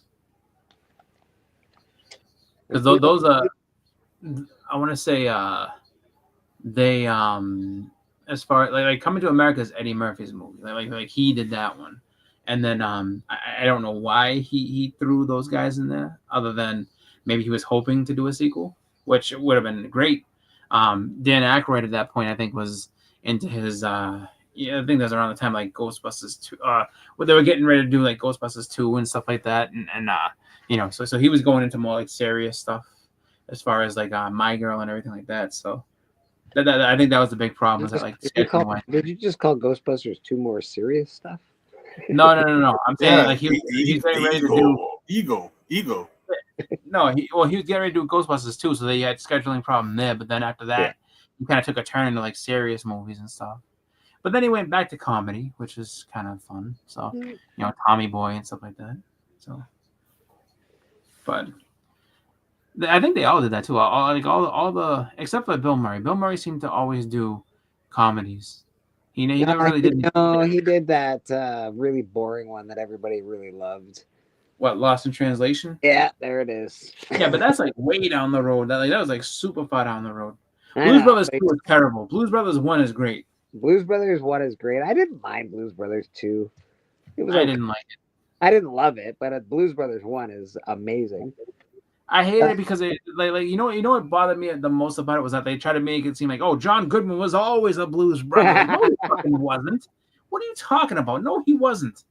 And if you want to give me, put it this way, if you were going to give me a third blues brother, a third one, that would have made sense. That would have been like, okay, I can deal with that, even though he was never there. Like if you put John Candy and like, oh, he's the third blues brother, okay, I can understand that. That makes sense to me. But John Goodman, why? Why was John Goodman in there? I don't know. Wasn't John Goodman from New Orleans? I have no idea. John I know that. John Goodman can sing. That's probably fine. But I think that's why. Well, but the Blues Brothers have nothing to do with New Orleans. They're from Chicago. And they also had a lot of good cameos. But the Blues have to deal with New Orleans in the South. Oh yeah, but that's the thing. It's like they were from like those two are two guys from Chicago.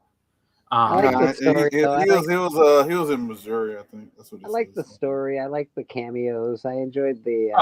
Like everything's great in that movie. Like them going to the swamp. Carrie Fisher. It's pretty good. Carrie Fisher just shows up with an arsenal over and over. She shows up with a bazooka at one point, and they go driving through a mall. That movie's hilarious. Like it's actually it's funny because I never really watched it when I was younger, and then like I got older and I watched it and I was like, oh, this movie's great. What? Speaking of movies, one of the best, man. I do have to do my watch along for the Neverending Story. I mean, I keep saying I'm gonna do it, and I want to find a way to do it so I can not get copyright struck or whatever. Yeah, but the Neverending Story needs a deep dive done, and I need to talk about that movie. You can't. Another movie. I have two movies in that series that I'm gonna do that I want to do. The first is Neverending Story. And the second is Don't Tell Mom the Babysitter's Dead, because there needs to be some discussion about Don't Tell Mom the Babysitter's Dead. And I'm going to tell you something right now. Like a lot of people are going to be surprised at who the villain of that movie really is. Let's talk about that fucking goddamn horse, Artax. Jesus. Yeah, it's just one of those deals where it's just like, you got to sit there and talk. Like, I'll get into that because this is like, how you thought that this was for children? like that scene alone, and then there's other stuff too. But that scene, you want to talk about like giving people just sadness and trauma forever, unnecessary childhood trauma. There it is, right? And then it doesn't stop. It gets worse as things go along. It does get worse. Like literally, like there's a scene that's just as bad that no one talks about, and like when when you watch it back again, you'd be like, holy shit. Literally, you feel awful after watching. When the big stone guy's talking about losing his buddies, I was holding them, and I was like, "Oh my god, the saddest movie of all time, man!" It's I just wasn't strong enough. Like, oh my god. Yeah. Well, and then he's literally just sitting there, and he says you go do what you got to do. I'm gonna sit here and wait for it to take me too. I was just like, Jesus Christ. And it's like, you watch it as a kid, you don't think about that. Then you get older, like, holy shit. It's like, I mean, he starts screaming at Treyu, though. Atreyu! Man. Oh, well, yeah, that's when Valcor can't find him. And then, it's just like, he's trying to find him when he fell off and this and that. And, oh, my God. When they go through that place with the fucking the two stone things that can just blast you into a smithereens. Oh yeah, I love that. Trust me, that whole section definitely that needs a deep dive. Some eyebrows raised. I've discussed it before, but that whole section is what it needs. That whole section when he gets rescued by Valcor and brought to the people, and it's just like, dude, like. I know they're doing a remake, and I know that this remake is going to have to do something about that scene because that scene goes so far beyond nowadays good taste. Like you can get away with it back then. It's like, oh, it's just innocent. They're just yeah, right. They're Read into it now they're and see gonna what the fuck hell. up Like, Valcor. They're gonna fuck up Valcor. They're gonna make him look like a real dragon instead of like. I what he don't looks care like. about that. I'm just I saying. do. I do. When he brings it, like, trust me, when he brings into those people's house and they heal him and all the rest of that shit. Look, all I know is this. This is like, the way, like, you have to watch it and then, I mean, look at it now. You're like, holy shit, Valko, calm down. And then the other people, they'd be like, oh, drink this. Like, don't drink that. That's the whole. You don't even like. Oh, you just woke up. You just talked to you, right? They probably drugged you and knocked you out for a long time. And who knows what they did? Oh, we dressed your wound. Sure, you did. Hey, they manipulated him into an experiment to see if he could make it through that thing without getting killed. I'm just saying. That's what I'm saying. Whatever they that gave was all him, manipulation for a science experiment. Yeah, whatever they gave him, they lowered his inhibitions, and that kid was like, "Yeah, go to the what does it do? Don't worry about it. Just be confident. Don't worry about it, kiddo. We're just gonna watch. They didn't tell him what happened. Like he neglected to tell him anything that would happen about and that night came down and that night was strong and this and that, and he got blasted and blown away. He's like, you see, you gotta be confident. That's all you gotta do. And it's just like, wait, you didn't tell me anything about getting blown up by this eye laser thing. Like what? He should have turned around like, no, I'm good. But we're just gonna watch it. We're just gonna watch it from up here with these binoculars. See if you make it. Yeah. Have fun. I know. It was a little manipulative. Purple mango. And it gets worse too, because he later on tells him he's like because then when Valko's like, oh, it's like, well, he made it through fine, everything's gonna be all right. He's like, no, it's not. The next thing's even worse. Like, why didn't you tell him about it? Like, what do you mean it's gonna be worse? It's like, oh, it's like you have to face your true self, and this is when you really find out, if you're a coward, or if you're strong, or if you're weak. And I'm like, and none of this, you didn't tell Atreyu any of this stuff. You just made him go through the eye lasers, and then now he has to go to like the even more terrifying challenge, and you say nothing. Okay, but yeah, like you said, it's all for a science experiment. Like that's for scientific research, really. So why don't you do it if you're the scientist? Oh no, scientist doesn't do that. No. We research. You do the hard labor, son. It's like, if back in the, it's like first of all, you have Valko. Why don't you just fly over the fucking thing? I mean, does it have anti-air guns, anti-air lasers? Blast him if he's not confident. You don't know, Boston. You don't know. I got a question while we're going. What do you guys think of this stuff? What is it? I can't see it. I'm on my phone. All right. Well, it says holy shit. The current turnaround times for CGC.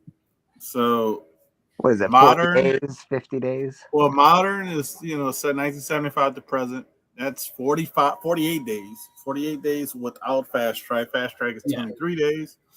So vintage, like a month and a half. Yeah. The modern is not bad. Not bad. Modern is not bad. No. So it's got vintage. It's got vintage. Worse. It was at 22 days at one point. Well, vintage is the one that's like getting, because it's 46 days with a fast track. 115 days without. Oh, geez, Louise. So it's basically half a year, basically, because it's business days. No, not half a year. It's a third of a year, which I mean, still, it's just like, so you mean to tell me? You guys better send out those fucking first Doom comics right away if you want them back in time to sell them. Jeez, dude, yeah. So you're talking about 4 months to grade my shit. Fuck off. Yeah. That's a long. That's 4 months for them just to grade that, and then they gotta send it back to you. And like you said, yeah, but that's just for them to open it up. I think not even that doesn't. That doesn't count. That doesn't count the week it takes to get there. Yeah, and it doesn't count them holding it and not opening it for 2 weeks. Exactly. Yeah. So it's really if it's 4 months math, it's probably really 5 months. 5 months, maybe even 6. Let's put it at an even 6. Now we got to research the Google machine to see what is it, Fantastic Four? I think that is a long But then time. you have to realize, because it's 1/3 of a year, kind of, but it's actually might be a little bit more when it's business days, because it doesn't include weekends and holidays, So let's put it like this: if you have a Doom comic or something that you're something Fantastic Four related that you're looking to get done in time to get back before the movie comes out, and then you can sell it. The movie comes out in July 25th, I think it said. So with that time frame, you haven't. I mean, to be safe, you better send your shit by January, because if you don't, yeah, like you're now, not getting it. Like, there's a high probability you'll get it back after the movie comes out. Yeah, that's crazy. That's crazy. Well, I guess if how fast track is what like a month and a half, I guess 2 months. Fast track is Yeah, 46 it's 48 days, days. so it's yeah, 2 a month and months. a half, so. It's really 2 months because Let's say 3.5 it's 5 months. weeks. If it's 5 weeks in a month, and it was 5 days. So yeah, it's like 2 months. Let's say 3.5 just to be safe for shipping and opening and holding and all that bullshit. Yeah. So you know what that means? Well, and that's the thing. Like I mean, like I said before, like I'm kind of curious, you know, how much stuff they took in at like New York Comic Con and a couple of other conventions that have happened, where it's just like they must have taken in a ton, so that they're just trying to, you know, give themselves time to get it all back, because I'm also very curious about all the videos that keep popping up with CGC comics aren't selling. Well, then why is everybody fucking still sending their shit to CGC? I haven't seen any of those videos. You know what that means? Honestly, let me tell you what the CGC comics aren't selling thing is all about. It's because you're trying to sell ROM 17. Nobody wants it. Stop fucking grading books that you can't fucking sell. Like, you couldn't sell them raw, so now you're gonna sell them. You try to sell them graded, and nobody gives a fuck about a 9.8 ROM number 17. They still sell. So. Well, all the people that be like, oh, let me grade every variant I get. No, don't do that, because most of them, I mean, like, if you get them and they're good variants, great, they'll sell. If they're not, then I don't know what to tell you. Like, you know, it's so I mean, because that's the thing. Like, that's the one thing that nobody talks about is the quality of the variant, the quality of the book that they're trying to sell. You're trying to sell me a bunch of filler shit for $30 a pop or whatever, $50 slabs. Great, $50 sounds awesome. Guess what? It's not a book that nobody wants. Why would you like? You shouldn't have wasted the time to slab it. So don't cry. Is there any news about CGC doing layoffs there? Because I think I heard that they were. I've heard that, but they've never come out and said, "Oh, we lay people off." So if they're laying people off and they still have such high volume, what the hell's going on there? And they did promotional deals. I think they did it June and July. If I'm not mistaken, they did like a vintage bulk order, like for a certain price, a set price. That would. And they did a modern bulk order. Yeah, that'll do it then. That's why, because they did a big sale. So you got those, and then on top of that too, it's just like so if you're that backed up and it's taken that, I mean, hopefully you can get through all the shit you need to get through within that 115 days. Because I mean, when you think about it, to have 4 months of not being able to do anything, so that means things that are there now are going to get done in March, right? Let's just say that's crazy, because now you're looking at the fact that you have conventions and stuff coming up, and people are going to be sending more stuff. It's just like, so when does that get rectified? Because don't forget all the signature books that jump in front of you. Oh, they do all these signings, you know. Yeah, and they don't take a break from that. Yeah, no, of course not. Because that's a whole division. That's a whole division inside of CGC. So they never. Yeah. People always say they need to stop doing private signings. They're not, because that's a separate division. That's bread and butter. That's why Brittany McManus is. I think she's the president of Signature Series inside of CGC. How's the JS whatever for JSA? Yeah, how are they doing for? That's fine. Yeah, didn't they? I mean, it's fine. It adds like slabbing books. 5 days. Yeah. Didn't they start slabbing books? Yeah. Well, it's CGC slabbing, and they just put the little label saying JSA. Yeah, that is verified. Oh, I thought they were going into business. I thought they were going into business. Hey, what's up, Luck? What's up, Lock? No, they're not. They're because CGC bought them, so they're not. Yeah. I think. I mean, that's been going strong, and people have been sending stuff. It's just the thing that I think about, is that, when they were having their little like walkthrough videos, and we have Lola telling us, "I love my job, and this is what I do, and I show up and then I do the thing," and Lola got that shit. And they were just chilling, and she's like, "I got this book here, and I do the," and like when she like a dumb like little thing there, it's just like, you showed us all that, great, and then like trying to tell us like there's nothing wrong here, we're all good, we're great people, and there's nothing, and it's just like, okay, and they're trying to like get away from the the Slabgate scandal that they had there and everything, but it's just like it's just like they have to tighten things up, and maybe.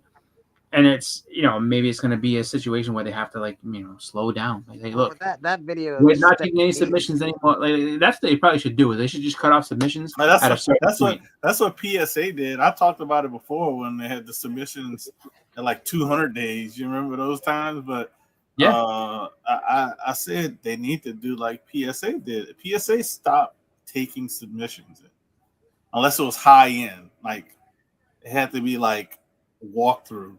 And nobody's gonna say, hey, let me send this Venture into Fear and through a walkthrough. You know what I mean? So it's like it stopped a lot of regular. It stopped all the modern stuff. It stopped all for PSA. I'm speaking, and they did that to catch up because they like they had a building just for packages that they didn't open.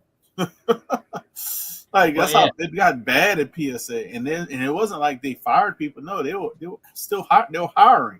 Well, that video that we all saw for that girl that does the CGC grading. Did you feel comfortable flopping books around? Did you feel comfortable with her grading your book? So what qualifications? So what she did when she just like. What qualifications do you have to become a grader? Well, you don't really, I've been around comics since I was like 9. And my dad had some, and my dad had some comics. I know what I'm doing. I know what I'm doing. Like I've seen them a lot. So Matt Nelson, that's all they say. Matt Nelson. But even, and then the worst thing that came out of those videos, honestly, does that make you feel comfortable about people grading your books? That's insane to me. That chick is grading my books. Fuck. I mean, I don't care that she's grading them specifically. I just look at it where it's like the worst thing that came out of that whole thing. Hey, Justin, what's going on? Got Exile State showing up. Happy Thanksgiving. It's so funny. Everybody that's shown up, nobody follows me. You guys can sub to me. How you doing? Yeah. So the funniest thing with that was the video that the dude that's like, this is how we tell a 9-9, and it's just and like it just basically confirmed that the way that they're grading books at one point. Now I don't know if they're still doing it this way, but it was just comparative grading. So like if you sent in, and I said before, it's like if you send in, and this is true. Like if you, so the most that they do in a submission is 25 books. Like if you look at the number, it goes from 1 to 25. So if you send in more than that, then it'll be a second submission. But if you send in 25 books of the same book, they're going to look at them, and then the ones that the ones that they can't find anything wrong with, those will be 9.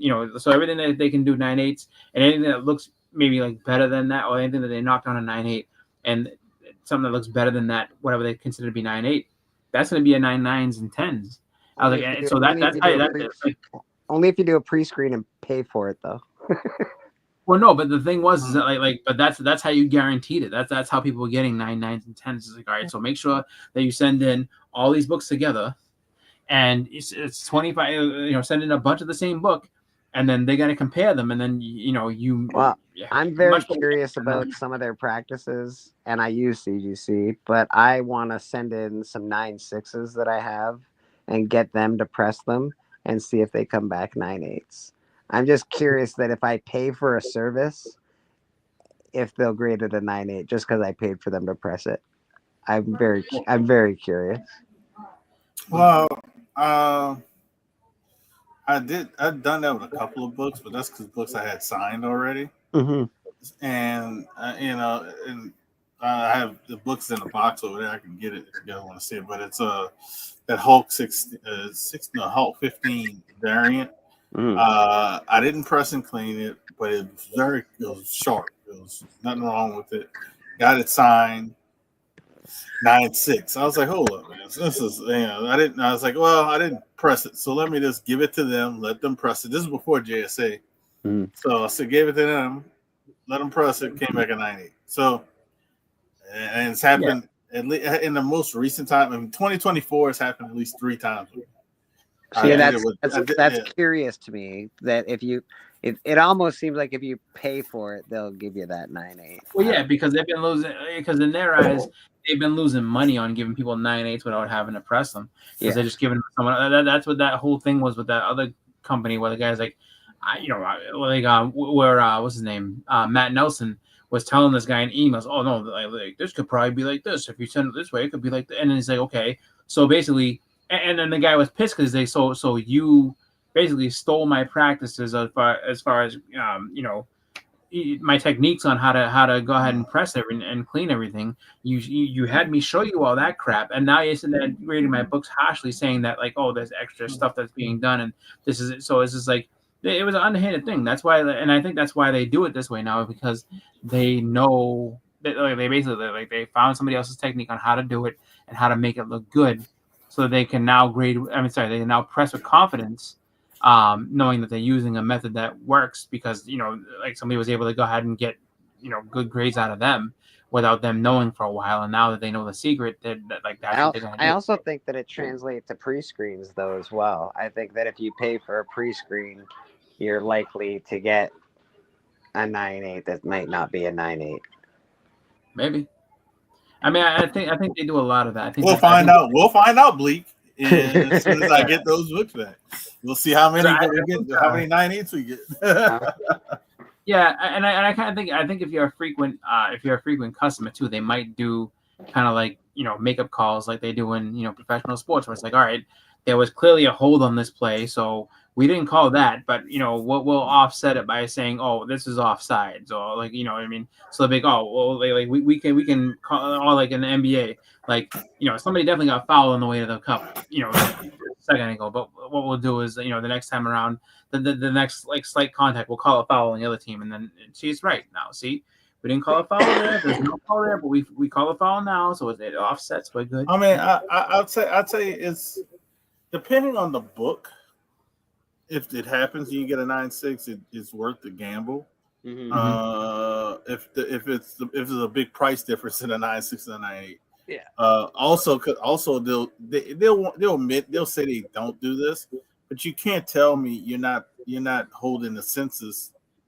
If a book is tough in a 9.8, and you say you find a flawless book, and then you get a 9.6, you're like, hold on now. You know what I mean? Like, sometimes they do that as well. So yeah, because it keeps you chasing. It's a lot. It makes you a lot of stuff makes you wonder questions, but then the quality control, like, well, they do how they handle because they your have books. a monopoly, right? You have to question it just a little bit because they have a monopoly. It's your, I guess. No, not really. Not anymore. Like they're the most popular one, but they still have CGC, PGX, and now PSA and EGS. So so you can't say it's a monopoly, even though technically yes, but like it's just like, but there's other options you can go to. There are other options, but let's be honest, are there really other options? I'm not going to eggs. Eggs can suck. No, yeah, I know that. I'm saying I would say it's just I mean, like for I mean, in terms of. So I'll say it like this: in terms of me for grading, it's just like knowing somebody who had a high value book stolen by an employee of CBCS. Yeah, I would never use them again. Me neither. I will never ever use them. They still have customers though. They still have lots of customers. Yeah, and then you have I mean PGX. I've never sent anything to. And the funny thing about that is, if they had bigger channels who are doing videos of CGC's turnaround time. They did 2 videos of that. If they would have did 1 video, it would have crushed CBCS, and maybe their response time and maybe their attitude would have been a little different if those said people would be, if they're really about the community, they would have did a video. But but if it was CGC, they would have did one. That's clickbait. Yours was only $6,000. They were talking about a $1 million baseball cards or some bullshit. Yeah. Well, I mean, they're just I mean, like when it comes to that, like people's priorities sometimes with that type of stuff goes crazy. Like like you have people that focus on the fact that that this Action Comics didn't sell for as much as it did again. The market's just going. It's like, shut the fuck up. It's not going anywhere. Look, this one book didn't sell high. It didn't sell at its all-time high for 1 minute. Like I can't tell you how many books, how many videos there were about the market's dead because everything came down from 2021 prices, and I can't believe just because a book up there drops in price. Do you know how many books are off the shelf right now? First day of New Comic Book Day, and they're worth $60 fucking $80, $100. Exactly. Yeah, it's the comic book market may have balanced, but it's still thriving. I think crazy. Pretty well. Like think about what was it? Absolute Batman. Like that came out, and then it's new. It's different. Oh, this is gonna be expensive now. It was the Batman Damned when that first came out. What, Batman's dong is in there? Oh, this is an expensive book. And then I remember that Albuquerque variant of Thanos 13. Like I bought that, and then next thing I know, that off the rack. Yeah, I bought that for $5, and people were telling us that like I had like 3 or 4 people yell at me like, "You need to sell that. It's selling for $425. Are you crazy? Like, why are you holding on to it?" Like, dude, I just bought it because I liked it. I thought it was cool. And then and they're like, well, yeah. I was like, I don't have another one. I was like, and then when I finally ended up selling it, they're like, "Oh, you could have got so much more." I'm like, dude, I bought it for $5. I ended up getting $280 for it. Like, I don't care. Like, I'm not gonna sit there and get sad. Like, oh my God. I'm not into selling comics for the short run though. I'm in it for a long run. And...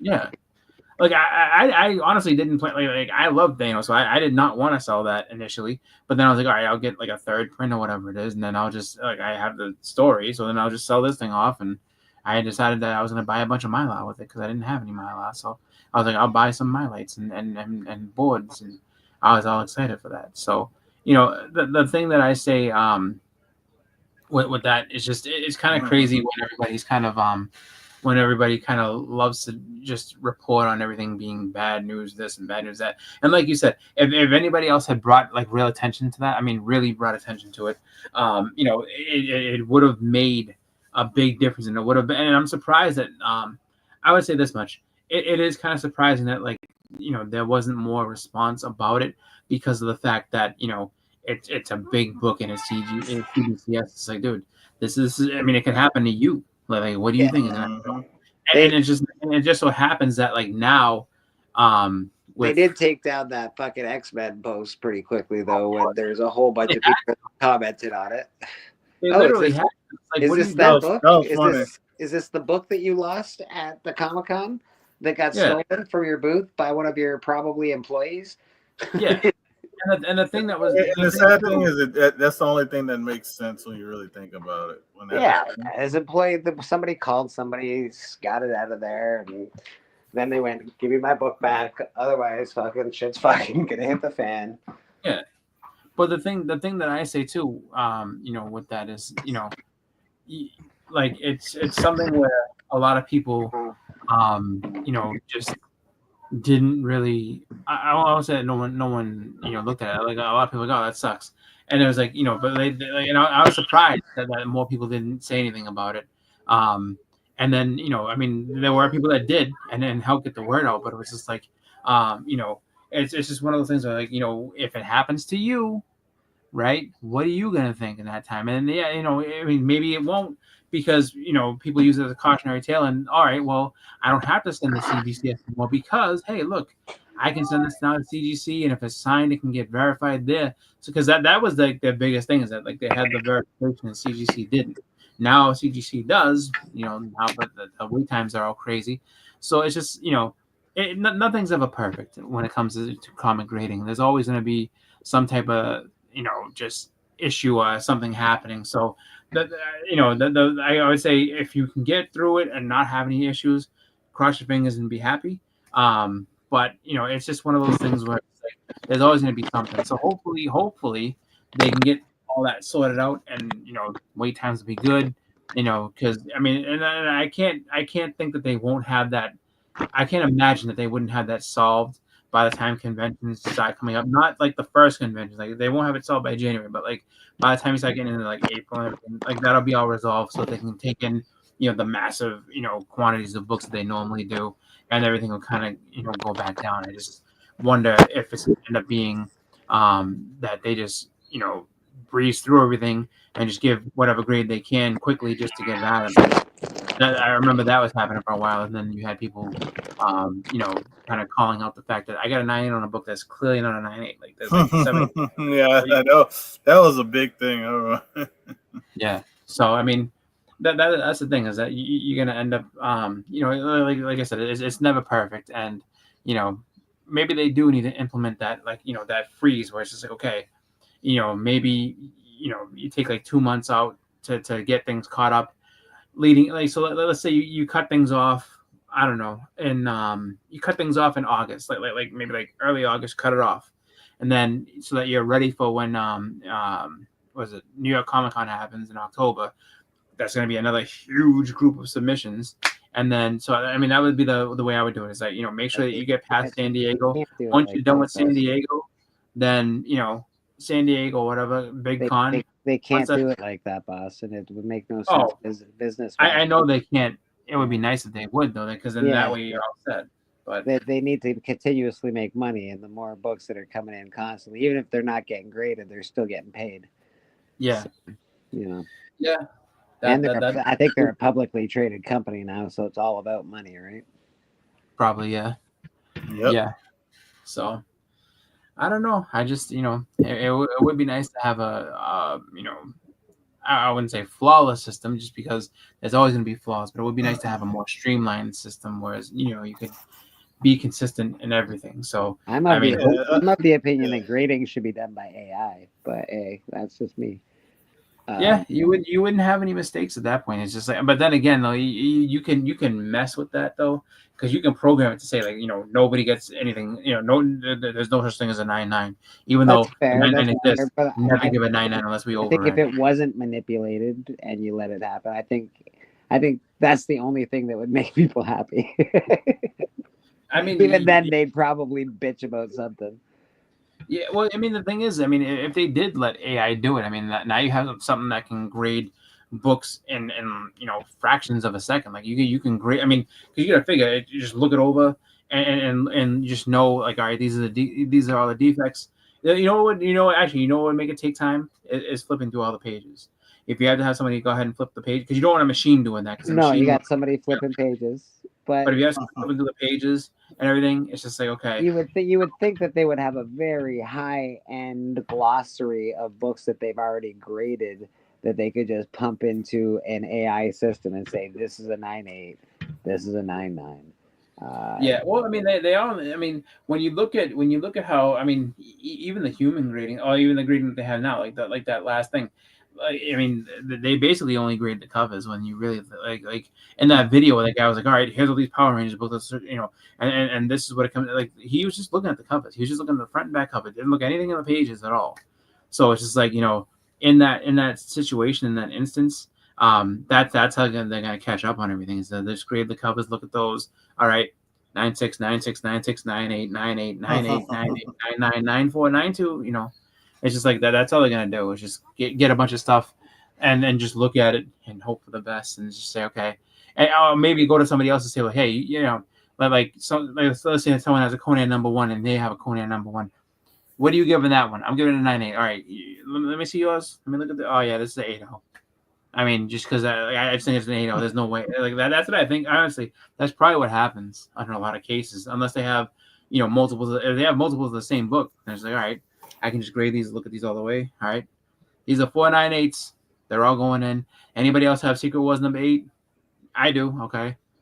7.5. 9.4. Like that. That's what I think. That's honestly what I think. I mean, that would be how they would catch up and get quicker. But let's share my my short box auction. Went live yesterday, but did all raw books this time, and it ends tomorrow. But it ends tomorrow, like at 9 Eastern. So, that's some key books. I can't send them to CJ because I made the list and I owe money for every subscriber I get. So if I have him grading my comics too, he's gonna, I'm gonna be in that man's pocket forever. That's what he told me when I watched this. Like, did you guys see he did that stream? I don't even know how many hours it went, but like 11. I saw it again, and it was 11. like when I popped in again and just was like joking around. He had been on for like 12 hours. He's like, Boston Chris, you made the list. He's like, we'll protect you, That's it. but you're gonna give me money for every subscriber you get. I'm like, oh my god. I tried to sell these what ifs for $30. I guess I'll get my plus $30. I like the What If series, man. It's a good series. Yeah, they were high grade what ifs. So I tried to sell them for I want to buy those kinds of books right now, but I'm after just bigger books at the moment. So I just They're easy. I'm telling you right now. Like when you go to conventions, look. Just because exactly. I can find them. It's just a matter so I'm sort of just focused on bigger stuff at the moment. Yeah. No, I always look for what ifs and stuff like that just because I have a good time, and I try to get as many of them as I can. A little late on that one, Huda. You're a little late, buddy. I almost have. I found it in my collection. I know. I almost have. But funny is, I had 3 of them. This is the last one. Yeah, I almost have a full volume 1. I had a full volume. I think I sold it, most of it. Hey, I don't know if I'm early or late on this. It's a little gray copy though. How low is low? Probably a 4 or 5. That's not bad. Still attached. Well, boys, I think I'm gonna get out of here. Yeah, I think we all should get out of here because I'm tired. Yeah. I'm tired. I'll drop this link one more time if anybody who's here. We should stop sharing this, but probably won't stay long backstage. Got a long day tomorrow, but that's what I got. That's what I got on my end for. I got my short box ends tomorrow, so we got a lot of books that don't even have bids, and those books are worth more than $5. Got that going on my end. Also, we didn't get nobody won the Marvel cards because if somebody would have super chat, you would have basically got this for free because nobody super chatted $2. So $2 gets you 1 entry, $5 get you 3 entries for this lot of books. It ends in 3 days. So you got Adventure in the Fear 11, first appearance of Jennifer Kale, first mention of the Nexus of Realities, a lot of stuff. You got ASM 140. You got ASM 162. Somebody told me it's the first appearance of I can't remember. But Punisher cover. You also got the first appearance of Bobby Dele. Not Bobby. I'm reading Bobby Delgado. First appearance of freaking Doc Samson. And I have the sketch. So this all ends. You got that in there. Ends in a few days. So anybody who's entered Super Chat or is a channel member is going to get entered in. If anybody would have did any of those items tonight, since nobody else, you would have won this for free and been entered. So I put a stack of cards together. Also, I have a hollow reactor, a hollow card in there as well. Had Hawkeye, Shang-Chi. So I had a lot of Topps Chrome, Topps Metal. Was gonna just throw that in as a free, for a super chat. So you would have got that for free tonight if you would have entered, because nobody's done that. What else? And yeah, man, you guys have a happy Thanksgiving on my end, and I'll turn it over to Chris because he's celebrating. There you go. Oh, because it says feeling festive, might drop a Hero Convention feature guest announcement to go along with our Thanksgiving meal. Also, Heroes Con 2025 tickets go on sale Friday. Woo! Last piece of the puzzle. Got my flight, got my hotel. I just need my ticket, and then I'm in. Happening. It's all happening, people. I know. I'm excited. So I don't have anything other than tomorrow. Not tomorrow. Friday night is Hustlemania. So come and check us out on the Hunt on Tony Sanders' channel, and see who wins Hustlemania. Sunday is going to be Church Oblique. I will most likely end up doing a live this week. Fantastic Forum. Just because I am off this week, so I have time and I can go ahead and stream and everything. So I don't know specifically what time. I would say probably, if I had to guess, it would end up being around 9 p.m. Eastern. So I will try to do that, and just keep an eye out for that. So that'll be some fun. And other than that, just chilling. Yes, sir. Now go on to my buddy Bleak. I know he's here, but he's not on camera. But what you got going on, Bleak? We got church on Sunday. I'll be at the shop Sunday. We got what else do we got going on? So we get shopping with Bleak. Yeah. We got an episode of Slab or Not the Slab going up on this week, I'm hoping, and we've got just all that stuff. And he's a former champion, so we will be on the hunt this weekend, and it's the Friday, and it's gonna. I think Sting might make an appearance, so you better watch out. In case man. So yeah, it's a lot going on. I appreciate Bobby entering in. I was in here chilling. Carlito Locke. Everybody who was here earlier, who stopped by, appreciate you guys a lot. Like I said, if you watch this later and you see, you're like, oh man, I wish I would have got the free cards since nobody entered. Just DM me. I might start throwing them in people's packages when they buy comics. But yeah, man. Have a good day tomorrow, everybody. We'll see you later. Let's just end it like this. Oh yeah. When we're doing Band of Brothers. I haven't asked K-pop yet, but I would imagine first week of December. So let's try and get that. So that'd be like next week. Second, I'm not sure. We got to figure that out.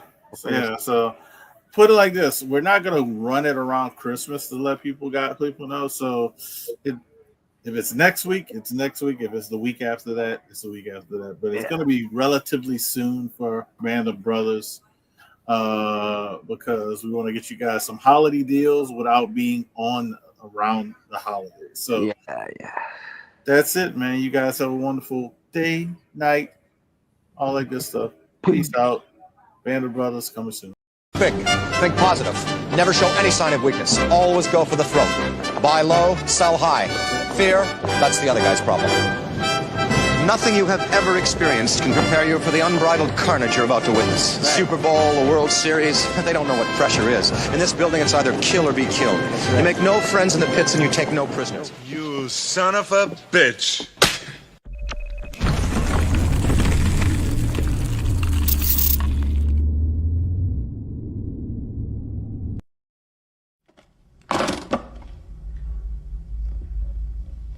We happy? Vincent! We happy? Yeah, we happy.